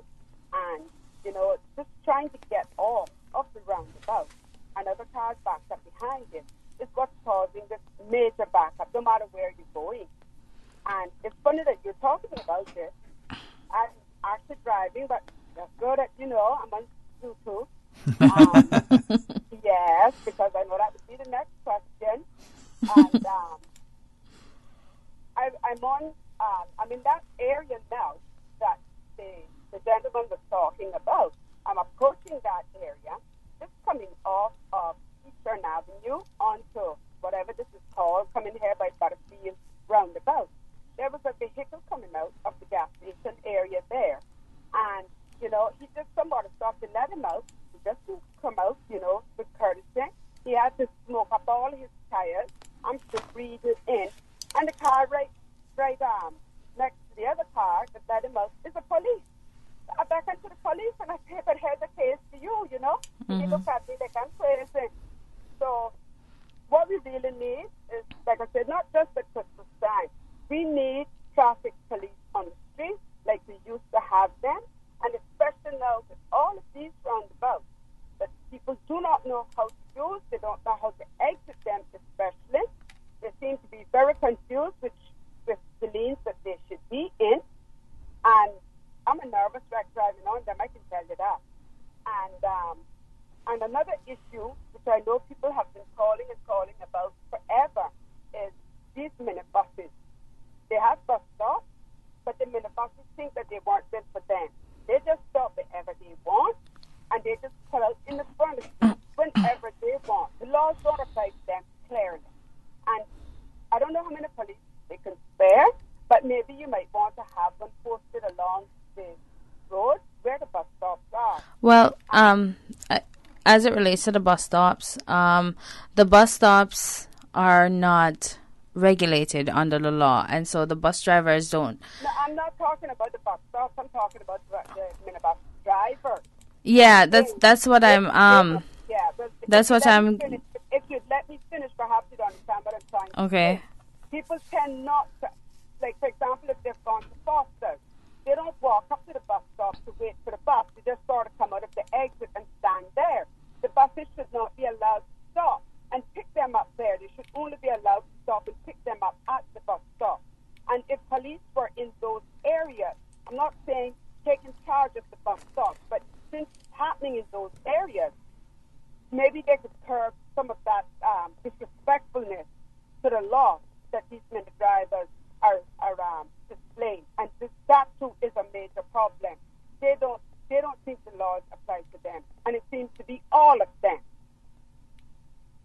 So maybe that is something you might want to ask the traffic police to take a look at, in addition to teaching people how to use the roundabout.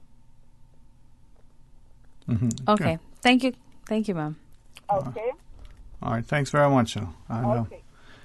But this is, as the call had it, traffic, and as you said. And I can address the bus stop thing as well, because I did go to the NRA seminar this year, and I did pick up on a few things. And what I was trying to explain to the caller, she was obviously pretty upset, so I just let her get it all out there, is that even though there are bus stops that have been put down, those bus stops were a project from the Rotary Club of Grand Cayman, and they are not regulated under the law. And so the bus drivers are not obligated to only stop at these bus stops. And because there is no regulations as to where buses can stop, the police cannot enforce that they stop only at the bus stops. And so that is something that needs to be developed in the law before we can actually prosecute anyone for stopping outside of a bus stop. You understand where I'm getting at? So that is what I was trying to explain. And I know that it is something that we have been working towards. It's just not something that has happened as fair yet. enough. I guess like so much in our country, we don't always do it the way we should be done. But perhaps somewhat, again, for a little bit of courtesy, you see sometimes Absolutely. the person 15 feet from the bus stop instead of walking to the shelter and the shade of the bus stop. Yeah. Things we can there are things members of the public can do, and again, it's just I think that a lot of it is pointing it out to people. Look, if there's a bus stop in your view, you probably should just walk towards that bus stop or the nearest one, because that is not only is it a convenient place or an inconvenience for a bus to stop for you at a particular junction or area, but it may be safest for you as a pedestrian on the road to be in an area where there's enough space for a vehicle to pull off and for you to stand. I guess what I'm seeing is an opportunity now for us to properly assess not only where the bus stops are now, to see whether maybe they could be repositioned, perhaps the installation of new ones, but equally the legislating of them so that there is some regulation. Mr. Fox, are you telling me from those signals that we have you see that, Ms. Julianne? What do you think that means? Break. A break? You sure? I don't know. Is that what it means? It is? That's what it means. Yeah. All right, when we come back, okay, we'll have you share with us for a few more minutes. Okay. You're so generous with your time, and what you have to share is so important. So please stay tuned for Talk Today. Stay connected and enjoy your favorite holiday moments with Flow. Make Christmas memories great with the best phones at amazing holiday prices. Get the Samsung Galaxy A8 from $43.25 a month, or the S9 from $70.75 a month from Flow. Sign up for Flow Quad Play to share up to 50 gigs of data and 5,000 calling minutes. It's amazing value and great gifts for loved ones or yourself. Plus, plenty of chances to win Flow holiday prizes. So make it Flow for everything mobile this Christmas. Visit discoverflow.ky for more. Terms and conditions apply. Honey, our fridge has stopped working again. Everything in the freezer is melting. We need to get this repaired right away. I'm calling Brand Source Service. When you need the very best appliance service, call Brand Source Service at 623-5000. Offering service and installation of all brands and models of appliances. Brand Source Service is Cayman's source for appliance parts and repairs, with qualified and experienced technicians and the island's largest stock of appliance parts. Brand Source Service will have your repair completed in a flash. So, whatever the problem is, call the experts at 623-5000. Brand Source Service, Dorsey Drive, Industrial Park. Telephone 623-5000.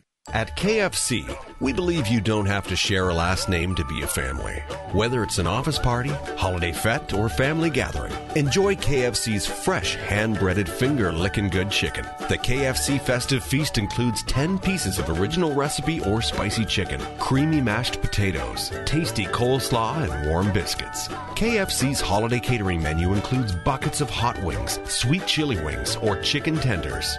KFC, it's finger-licking good. This season, Vigoro is stocking something for everyone in our 2 garden centers. Christmas decorations, terrariums, succulents, ceramics, blooms, orchids, bromeliads, garden sculptures and accessories, mobiles and garden furniture, water fountains and wall art, and even fairies for the little ones. Make it a Vigoro Christmas with a gift that will be treasured forever. Vigoro on Agricola will be open on Sunday, December 23rd, 11 to 5. Both garden centers will be open on Christmas Eve till 6 p.m. Merry Christmas from Vigoro. This Health Flash is brought to you by Cleveland Clinic, Florida. Over 65 million people around the world have moderate or severe COPD, a family of diseases that includes emphysema and chronic bronchitis. Cleveland Clinic, Florida offers a wide range of management and treatment options for COPD, including programs focused on education, medication, smoking cessation, and pulmonary rehabilitation. A team of experts is ready to review your symptoms and test results to develop a comprehensive treatment plan. For more information, visit clevelandclinicflorida.org. Talk today. But I do have some questions. Talk today. Cayman Islands' foremost listeners participation program. Talk today. Because there are more questions than answers. What the public is saying. Waiting to take your calls right now. Sterling Dwayne Ebanks.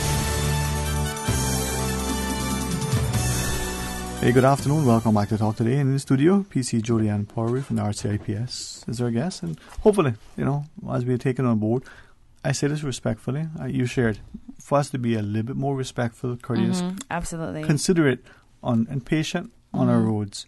Is that Yes, and you mentioned before while we were off air about the middle lane on North Sound Way, and of course, again, it's not the roadway that's the problem. It's the drivers who choose to use the roadway incorrectly. That roadway is for turning. That middle lane is for turning in and out of Caribbean Plaza, in and out of Venetia Plaza, in and out of Jake Scott. It is not meant for persons to use it to get to the turning lane at the stoplight. And so, we're just asking people not to do that because it is not safe. I will mention these things to the traffic inspector so that he can be aware of the grievances that people have as it relates to the traffic issues. But it comes back to us as road users. Absolutely. That lane as you reference, I think we've all seen it. People who are whatever direction that is, where they're coming from the roundabout, going to the stoplight, coming towards the glass house. They're zipping, not just cautiously, they're zipping down the lane. And that is a 35 mile per hour zone. It is not 40 or 50. There's only 50 in East End and North Side. So. But you were sharing, and please, whether in person or a phone call, whether you or whether, one of your other colleagues, let us know how we can continue to, get the message for you. Absolutely. But you're talking about, the whole consumer protection? Yes, I guess we only have about 15 minutes left. Let me hurry past this. With Christmas, there's a lot of consumerism, and people are out making purchases. The businesses are a lot busier than they usually are throughout the year. And so one of the things that we want to encourage is that businesses who know that their shops will be busier, especially over this weekend and the next coming days, please double up on your security. Make sure that you have enough staff on hand to handle the amount of traffic that goes through your stores, because what you'll find is that over the holidays, people will take advantage of the crowds in stores to do petty thefts like shoplifting and that kind of stuff. And also, please make sure that when you are throughout the busy season that you deposit your money from your store regularly, not just at the end of the day, because that's the time that criminals, specifically robbers, choose to commit crimes against your stores. It's when they think that you have the most cash on hand. And so you'll minimize your loss if you make deposits throughout the day, periodically, and not routinely, because routines can be picked up on. All right. I believe you're sharing that we have another caller. Are you up for the phone call? Sure. All right, let's go to our phones. Good afternoon. You're on Talk Today.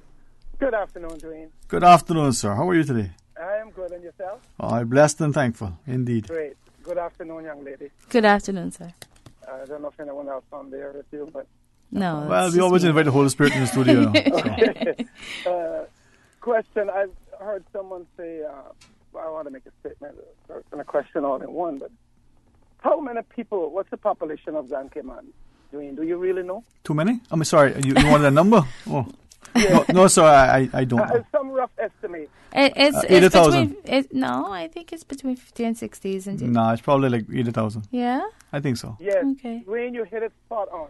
Yeah. You hit it spot on. Well, I think it's probably like either 3,475.6. Somewhere around that area. Yes, sir. That's a very specific number, Dwayne. Yeah, because I live on Sound Road. Well, I do my business on Sound Road, and I have never in my life seen so much traffic coming out of Sound Road. And it starts from, I would say, around 2 o'clock, 2 p.m. Now, that is the hour that people should be at work.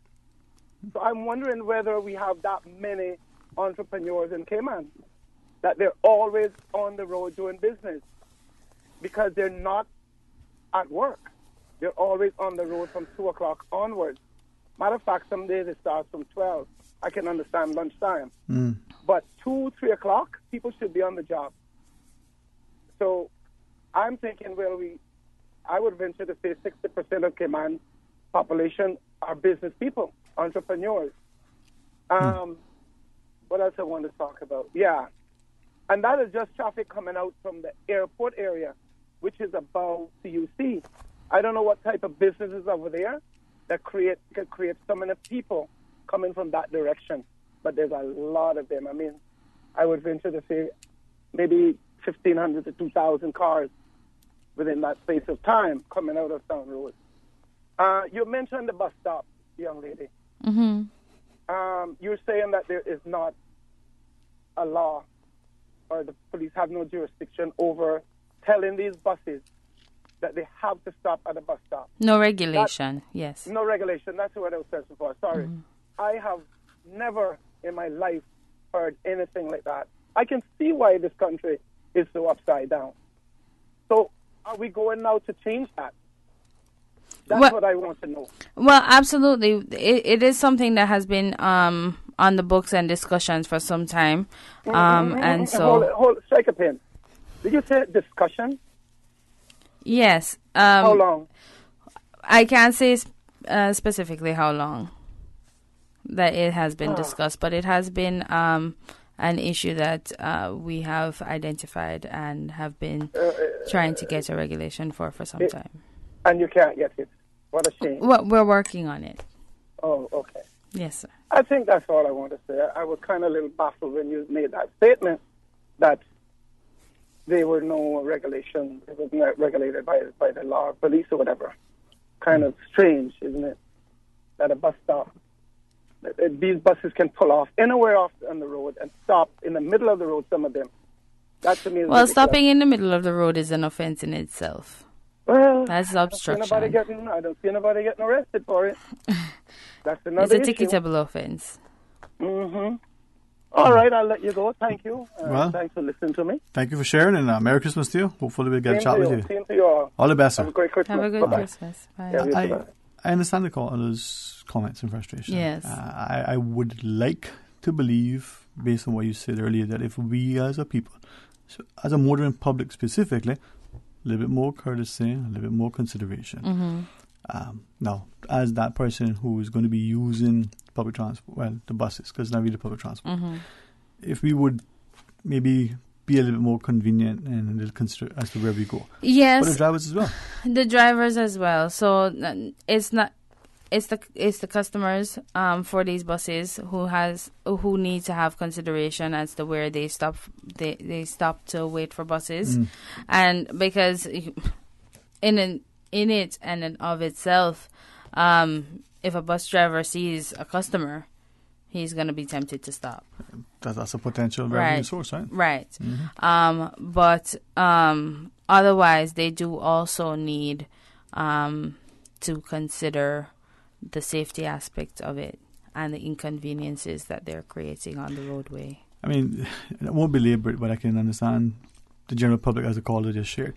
Wait a minute, the bus stops there, so you assume that they're there and went through this process. No. Yeah, they were an initiative that was brought on by the Rotary Club of Grand Cayman. They were a project that was developed through them, and it's a continuous project. And so ever so often you'll see some new ones, like the one in Savannah by the countryside.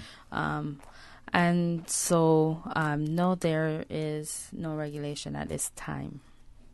for that. Well, I always see, it's not just a challenge, it's an opportunity. So maybe an initiative to say, well, reciting someone, move it 5 feet down the road, maybe remove it altogether, maybe put in more. But again, it's just, if you're looking with, a perspective of the greater good, so much becomes clearer. Absolutely. But anyway, what do we do?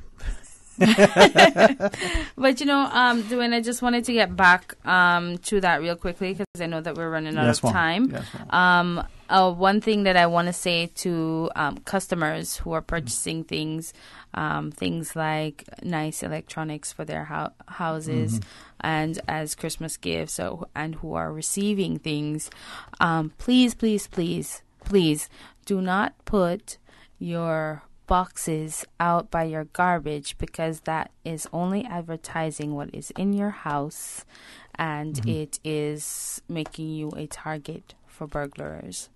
Okay, so no TV boxes, no tablet boxes, no cell phone boxes outside in your garbage or out by your gate or whatever the case is, waiting for the garbage truck to come around. Take them to a dumpster somewhere other than in your neighborhood. All right. Well, I'm hopeful that we will indeed have a safe, merry, Christmas. I hope so too. And I know I didn't get through very many of these safety tips, but we will have some on our website.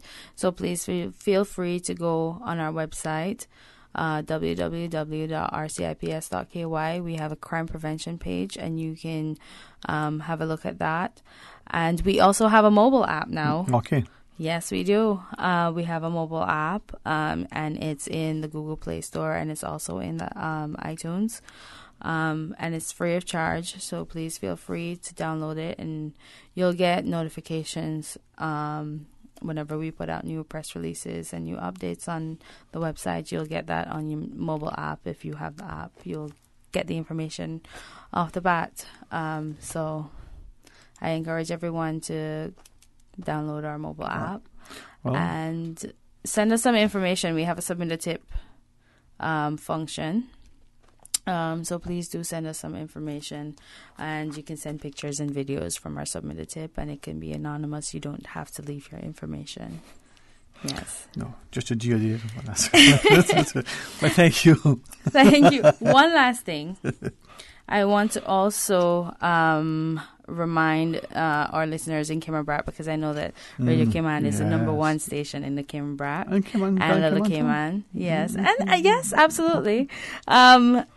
Our 24-hour number for the Cayman Police Station is 926-0635. And so if you need to get in touch with an officer and you haven't been able to reach them at the regular office number, then you can contact them at that number. Okay. All right. Thank you very, very much, Mel. Thank Merry you. Christmas to you. Okay. All right. Let's pause and take a break. When we come back, let's have some open line. Stay tuned for Talk Today. Okay. Cayman's cruise tourism is not at risk. Not at risk. Not at risk if we do not build the piers. This is according to the Vice President of Carnival Cruise Lines. The vast majority of cruise ships will continue to be smaller ships that will tender for the foreseeable future. Of the 22 ships on order by Carnival Cruise Lines, only three are mega-class ships destined for the Caribbean. It is also a fact that the fourth largest mega ship in the world, the MSC Margavalia, will call on Cayman from October 2019 by tender. Cayman's thriving cruise sector has grown steadily by 14%. We will not lose any current revenue without the piers. But we may jeopardize our stay-over tourism, which generates 76% of our tourism revenue. Is a cruise pier really needed? There are currently too many unanswered questions. Our government must get this right. For us now and future generations. Make an informed decision. It's your constitutional right. It is your constitutional right. Sign the petition, support the referendum, and let's build our future together. South Coast Bar and Grill up in Breakers, man, that is the place. For traditional Cayman cuisine, oh, you will love the taste. At South Coast Bar and Grill, we got conch and lobster and turtle stew. And every Sunday come out with your family for the barbecue. South Coast Bar and Grill by the seaside, 11 a.m. to 10 p.m. daily, lunch and dinner. Call us at 947-2517. For Cayman and cuisine, the talk today is South Coast Bar and Grill. From district to district, moving through the waters to Cayman Brac and Little Cayman. Your station, your voice. All things Cayman. One radio, many people. This is home. Radio Cayman in the Cayman Islands. Radio Cayman. Radio Cayman's newsroom. These are the biggest stories right now.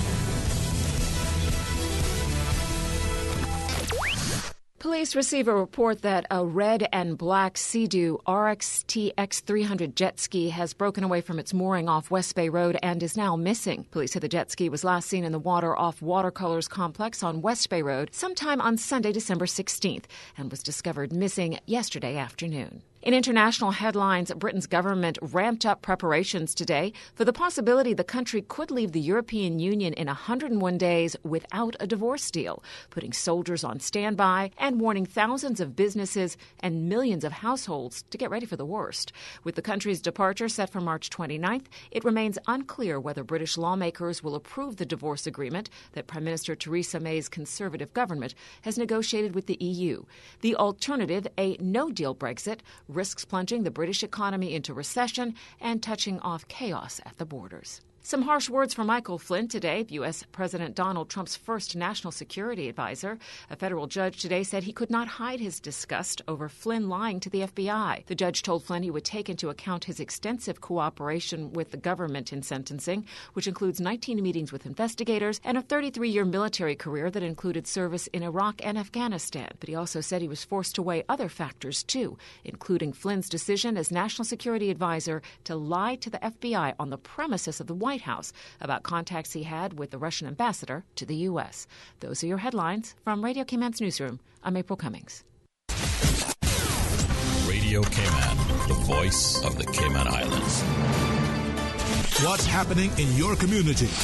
News and information, music and more. You can find us. www.radiocayman.gov.ky. Like us on Facebook and follow us on Twitter. Radio Cayman is your choice, your voice for today's biggest news. Radio Cayman.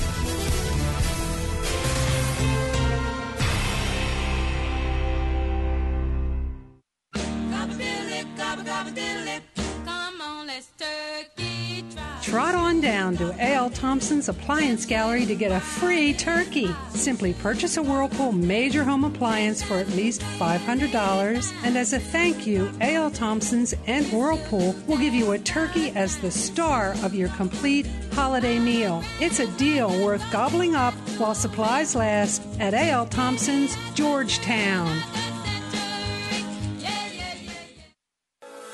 For more than 30 years, Rotary Central has worked along with our business community, business advisors, media, and schools, introducing over 500 students annually to the universe of business. Students are guided to create, operate, and deliver products to market. Today, thousands of Caymanian business professionals point to junior achievement as their introduction to business. When you support Rotary Central fundraisers like the Music Extravaganza, you support Cayman's next generation of business professionals. High schoolers learn human resources, sales, marketing, accounting, compliance, legal skills, manufacturing. Cayman's next generation business professionals find purpose and get inspiration through Rotary Central Junior Achievement programs. Junior Achievement, another inspiration project by Rotary Central. Is this thing working? Give me some sound over here.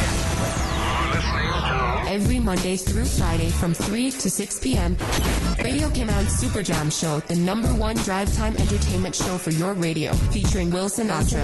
Now, sound is everything. Enjoy a mix of pop, hip-hop, reggae, and calypso, and an entertainment trivia section. The Super Jam Show is fueled by the proud sponsorship of the Cayman Islands Football Association. CIFA, building a better future for Cayman football. Talk today. But I do have some questions. Talk today. Cayman Islands' foremost listeners participation program. Talk today. Because there are more questions than answers. What the public is saying. Waiting to take your calls right now. Sterling Dwayne Ebanks. Hey, good afternoon and welcome, and thank you so much for joining us. And again, a special thanks to the RCIPS and to PC Julianne Poirier for joining us just then. Hopefully, as a people, we start to be a little bit more kind and considerate and courteous on the road so that we are safer, but we enjoy it. My colleague Raymond Singh sits in for the last.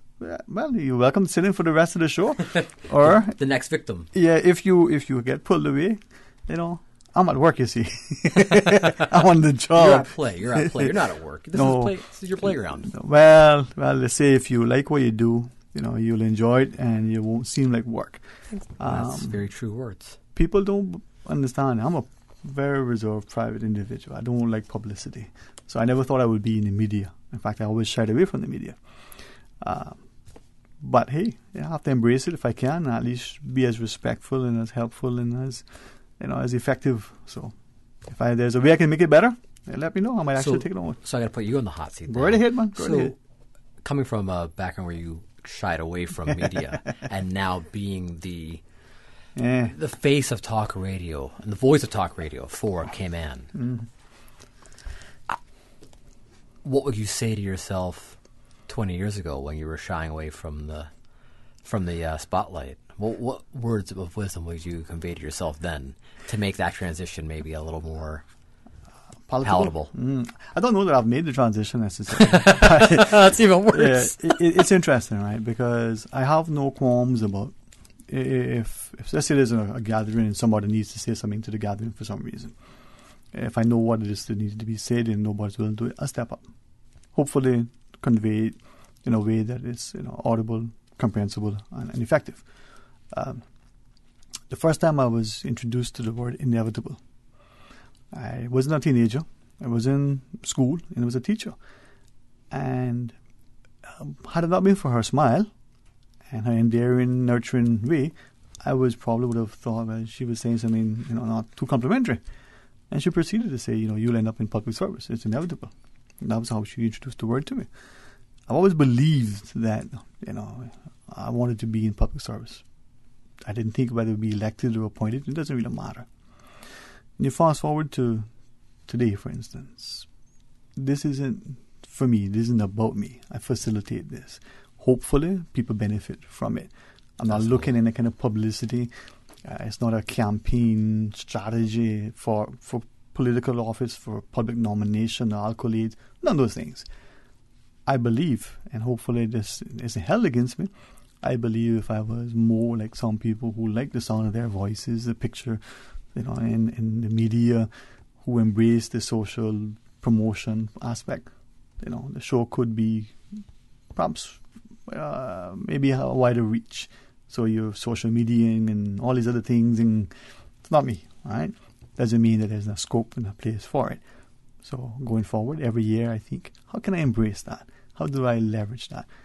It's not my preference. This little break I took the other day was perfect from the perspective that I didn't have to, I didn't want to see the digital screen at all. I end up having to, out of prudence, to make sure that the banking is attended to.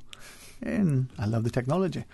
But to answer your question directly, it's not something that I've embraced. It's not something that I think I've prepared.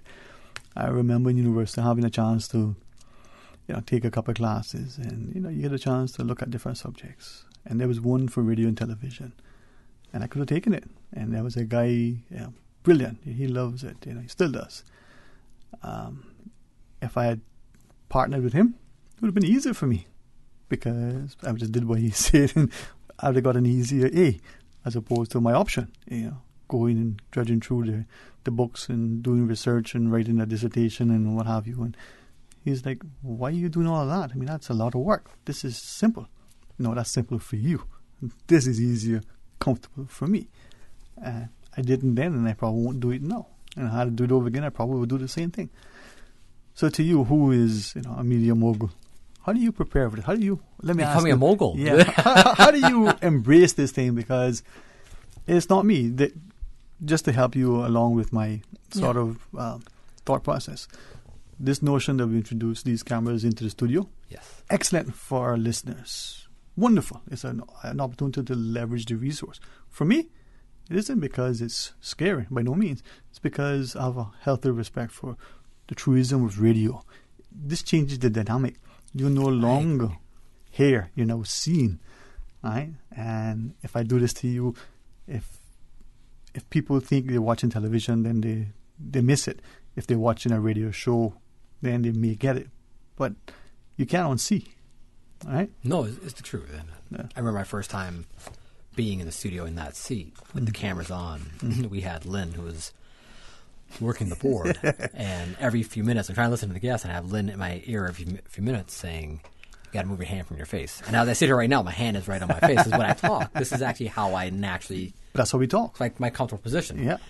But he was looking at it from the camera perspective of I was actually blocking my face from the camera. Yeah. It changed the dynamic. And I do agree with you to some degree that there is the audio element of radio, which was always embraced. It was the nature of radio. And we had technology itself has evolved, and with it, media has evolved as well, where we see these multi-faceted areas we're probably going to see at some point. We now see the newspapers, when they first went to digital print, now they have digital videos as part of their online news portfolio. If you look at it, right? I mean, if you look at for instance, I used to like to, my father listened to boxing on the radio. This is Howard Cosell and coming to you live, and he'll be like this with a big old headset. Of course, yeah. And then some years later, there's a black and white screen or something else, and the commentators included in Howard Cosell at times would guest in there.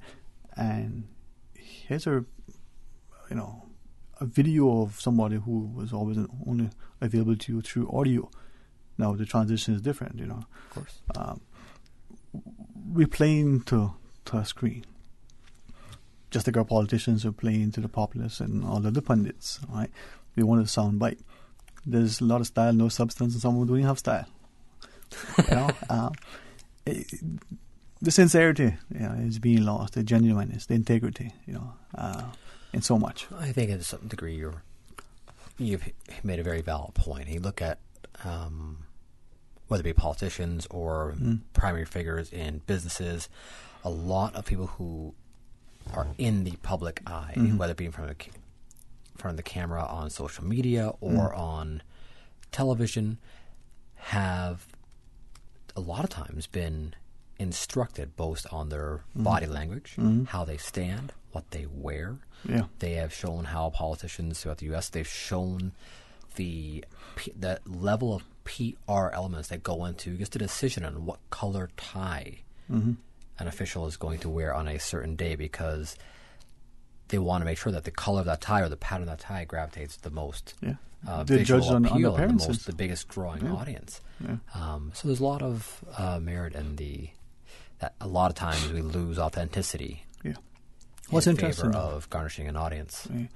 And it's with anything. It's when we first had telephones, for instance. We communicate with our clients via telephone, so we take instructions. Yep.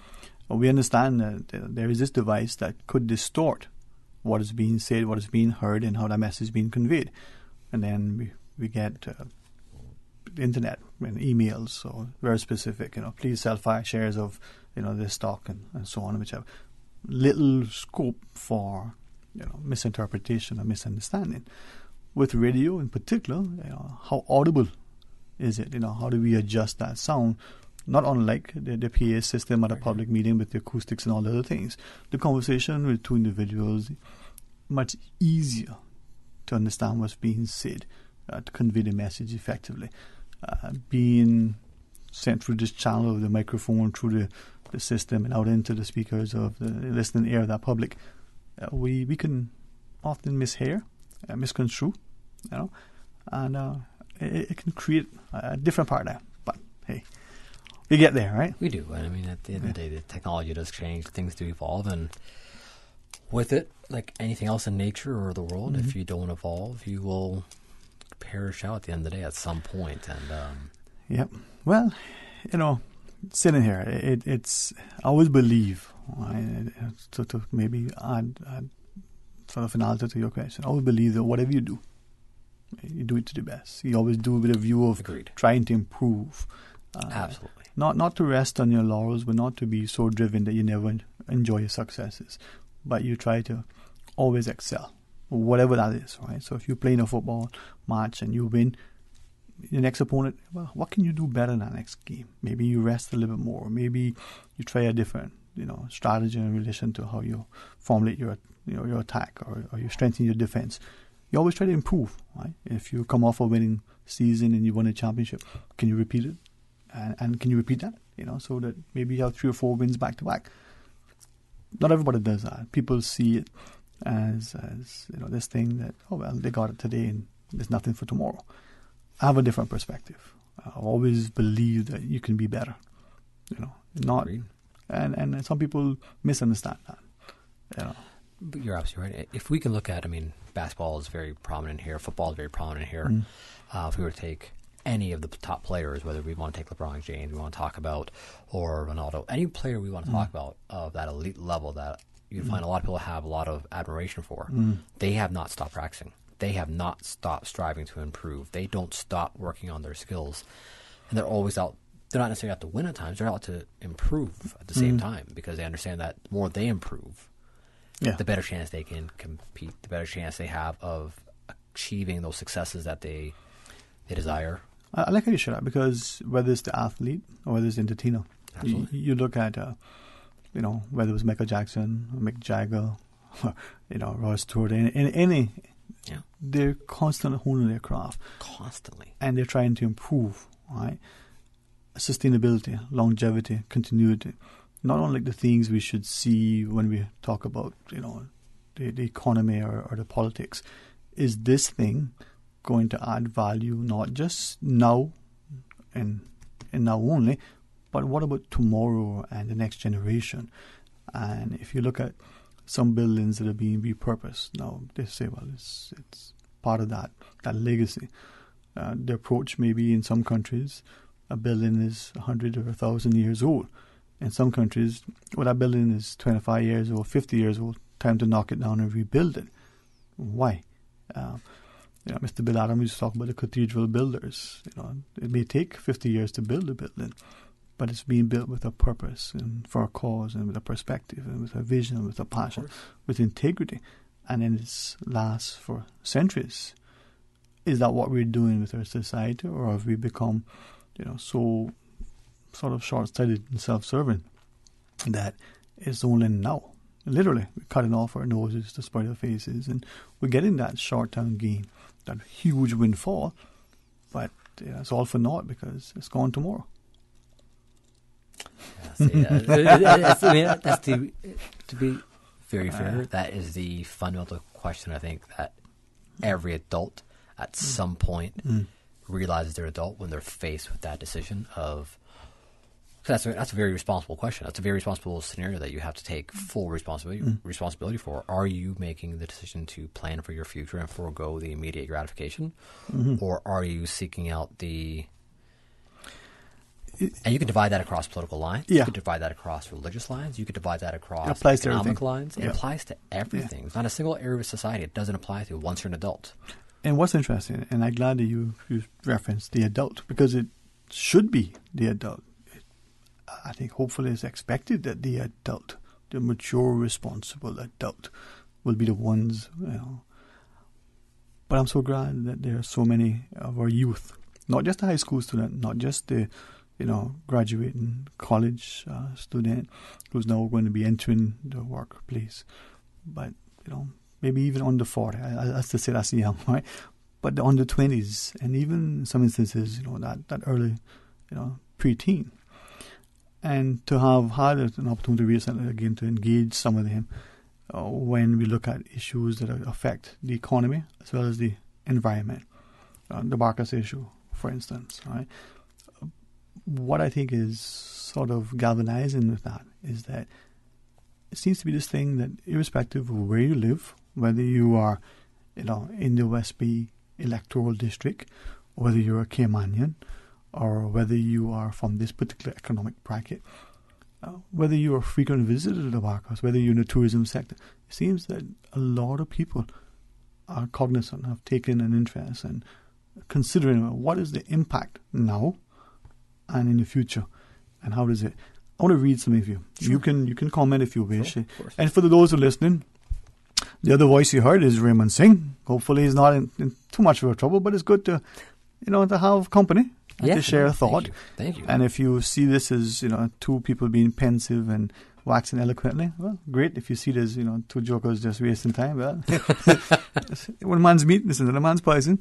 And not poison either, poison. 949-8037 or 1-800-534-8255. You can weigh in with us. Let me read this to you. I'll try to do it verbatim, right?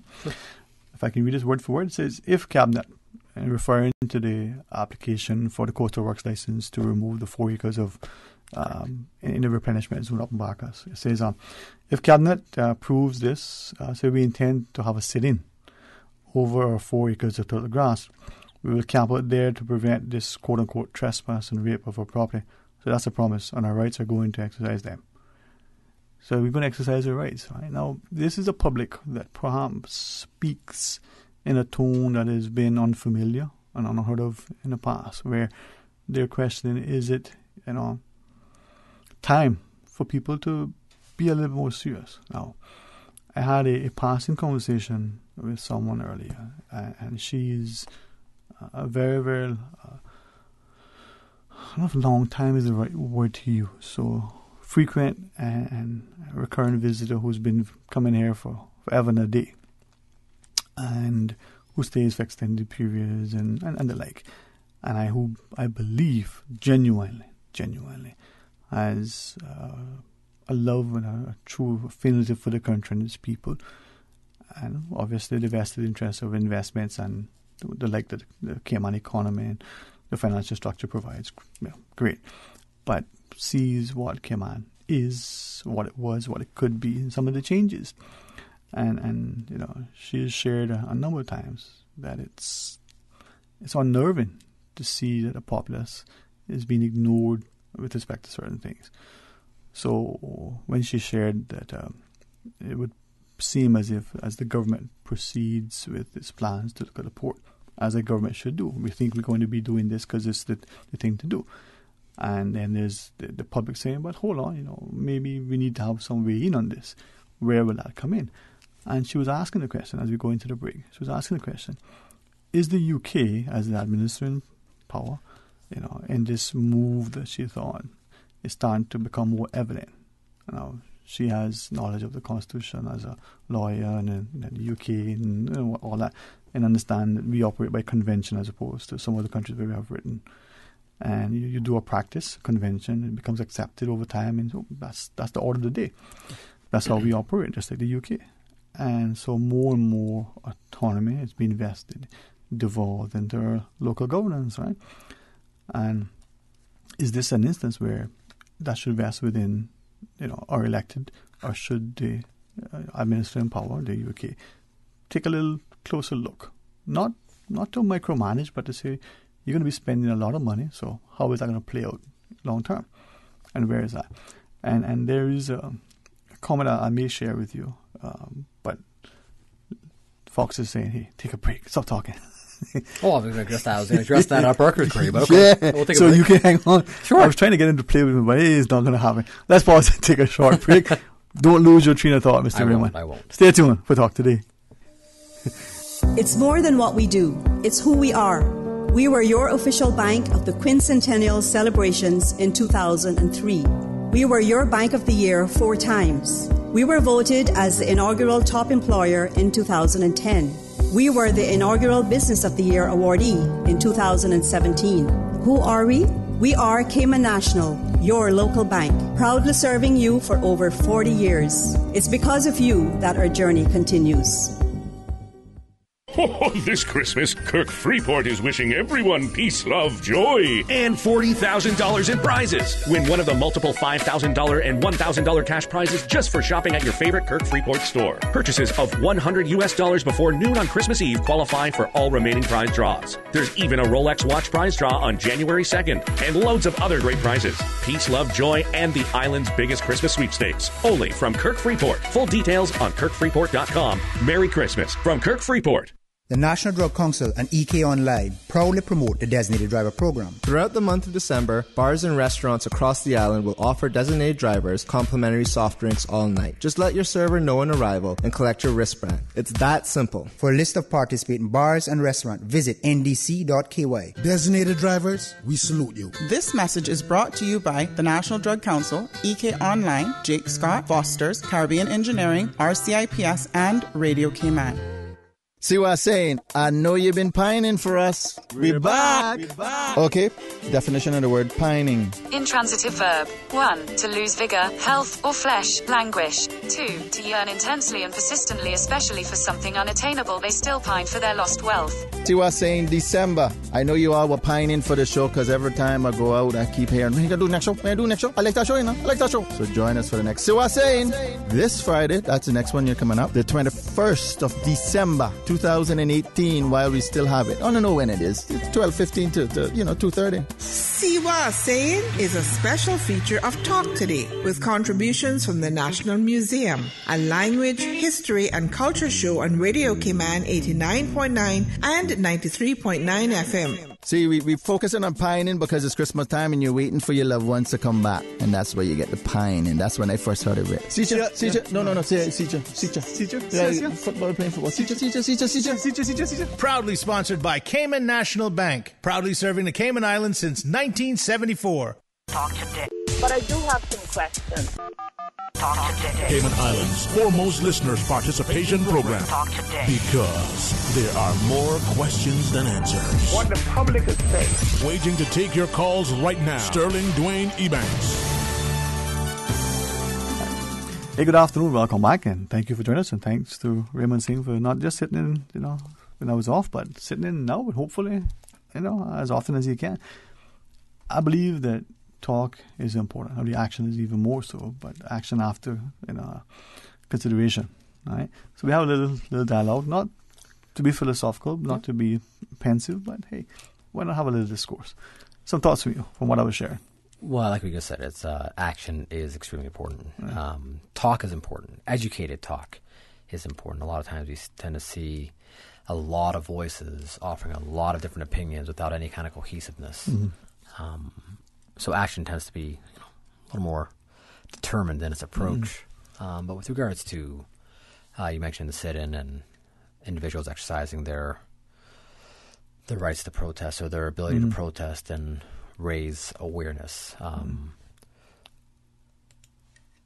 the one hand, it's very good that young individuals are recognizing that there's a greater world beyond their phones.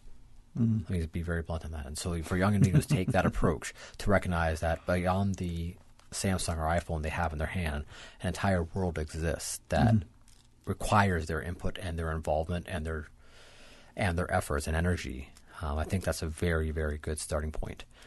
And in this day and age of social media, situations like that, especially ones that involve the environment and sit-ins like that, can garnish a lot of attention very, very rapidly with the internet. I mean, you can have a situation where you can have a sit-in like that, and it will explode across social media within an hour. It could be a global phenomenon. You can immediately go from 0 to 100. Now, when you're talking about a situation where you're wrestling with development and environment, that's always a tricky one. A lot of times, historians will tell you that development will usually win over the environment, whether good or bad to that. I'm just talking about historical perspective. Great writer, Carl Hyacin, great author. He was a former reporter, I believe, for the Sun Sentinel in Florida. And he wrote very, very in-depth about the development of South Florida throughout the 80s and 90s. And we're talking when all the boom was kind of going on. And he frequently wrote about it. And I would encourage anyone who's raising concerns about development or not raising concerns or pro-development to read his book. I think it's a book called Paradise Lost, which is a collection of all of his articles that he wrote about the development going on through South Florida.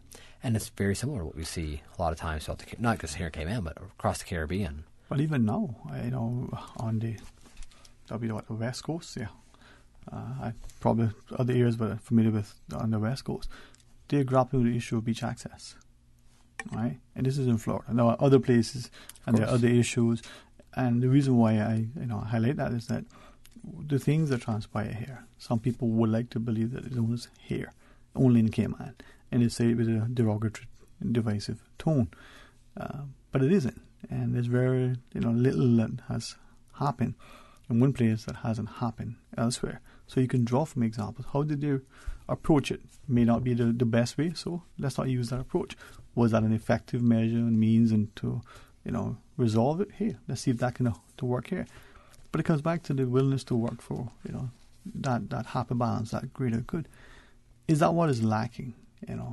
Is it the fact that we're not looking at how my actions affect you, how your actions affect me, and how there's that need to not just consider today, but tomorrow. Literally, some cases, the day after today, but tomorrow in terms of 100 years from now.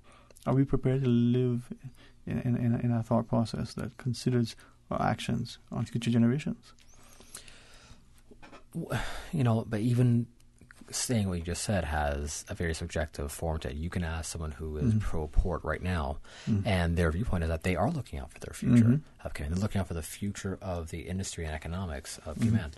You can look at someone who is against the port, and they're going to say the exact same statement, that they're looking out for future generations of the ability to access the marine ecosystem and the livelihood that's drawn from that system. And this is where we come to the variance of opinions, and it can become a very big mess very quickly. I'm glad you mentioned a port. There are two individuals. I won't name them simply because people will probably get distracted with the names. But I consider them friends. Certainly they are cordial to me. Hopefully I'm respectful to them. One I know is very, very much pro-port, and the other very, very, very much opposed to the process, they've got concerns. But they both signed the petition. Now, I haven't been sufficiently courageous enough to try to bring the two of them together to have a conversation, right? But I asked both separately at different times, why did you sign it, right? And if I had recorded what he said, it would almost be verbatim. If I could recall it, it would almost sound eloquent. But they simply said that this is a way for democracy to be demonstrated, that signing the petition indicates that this is something for the public. The potential economic impact, the environmental, the social, the cost of building and maintaining. They both share the view that projects of this nature are public projects. It's for the wider public to have a say. It's not for one sector. It's not just for the government alone. One of them, the pro-port proponent, put forward the perspective that it would be, just like how we talked about certain aspects within the Constitution, it would be, he said, incumbent for any amendment of our Constitution that not just the dollar value of a project, but also his view, what could conceivably the national security should be issues to be decided by the referendum. It would be easy on a politician to say, okay, we're going forward because we have the mandate, or we're not going to. And I've been thinking about his view, because he says, end of the day, these are projects that are going to be, perhaps paid for over generations. It's going to span different political administrations, and it's going to involve, a lot of impact on all facets of our society. So why should it be just, within the remit or realm of one particular administration or one particular portfolio or one particular thing? Have it weighed in. And his view was that it's not going to make it any more costly. It's not going to delay it that significantly. It's just going to make it that much more meaningful because they get a chance to galvanize and to have that buy-in. I was thinking about that, two people who are diametrically opposed, right? Polarizing as it is, but yet agree on the need for a public, decision. It's not extremely uncommon to find that. In most situations where you'll find polarizing viewpoints, whether we're talking about Republicans and Democrats, or we're talking about men and women and gender issues, whether we're talking about, you name it, any kind of social issues, any kind of issues that have these polarizing views, it usually tends to be polarizing on some subsects, but there tends to be more common ground than anything else. People who are Republican or Democrats will will tend to say they want certain values from their government. And if you take those values and actually compare them side by side, they're almost identical a lot of times. It's how they go about achieving those values. Indeed, That tends to be a little different. Now, what road are we taking to get to that point?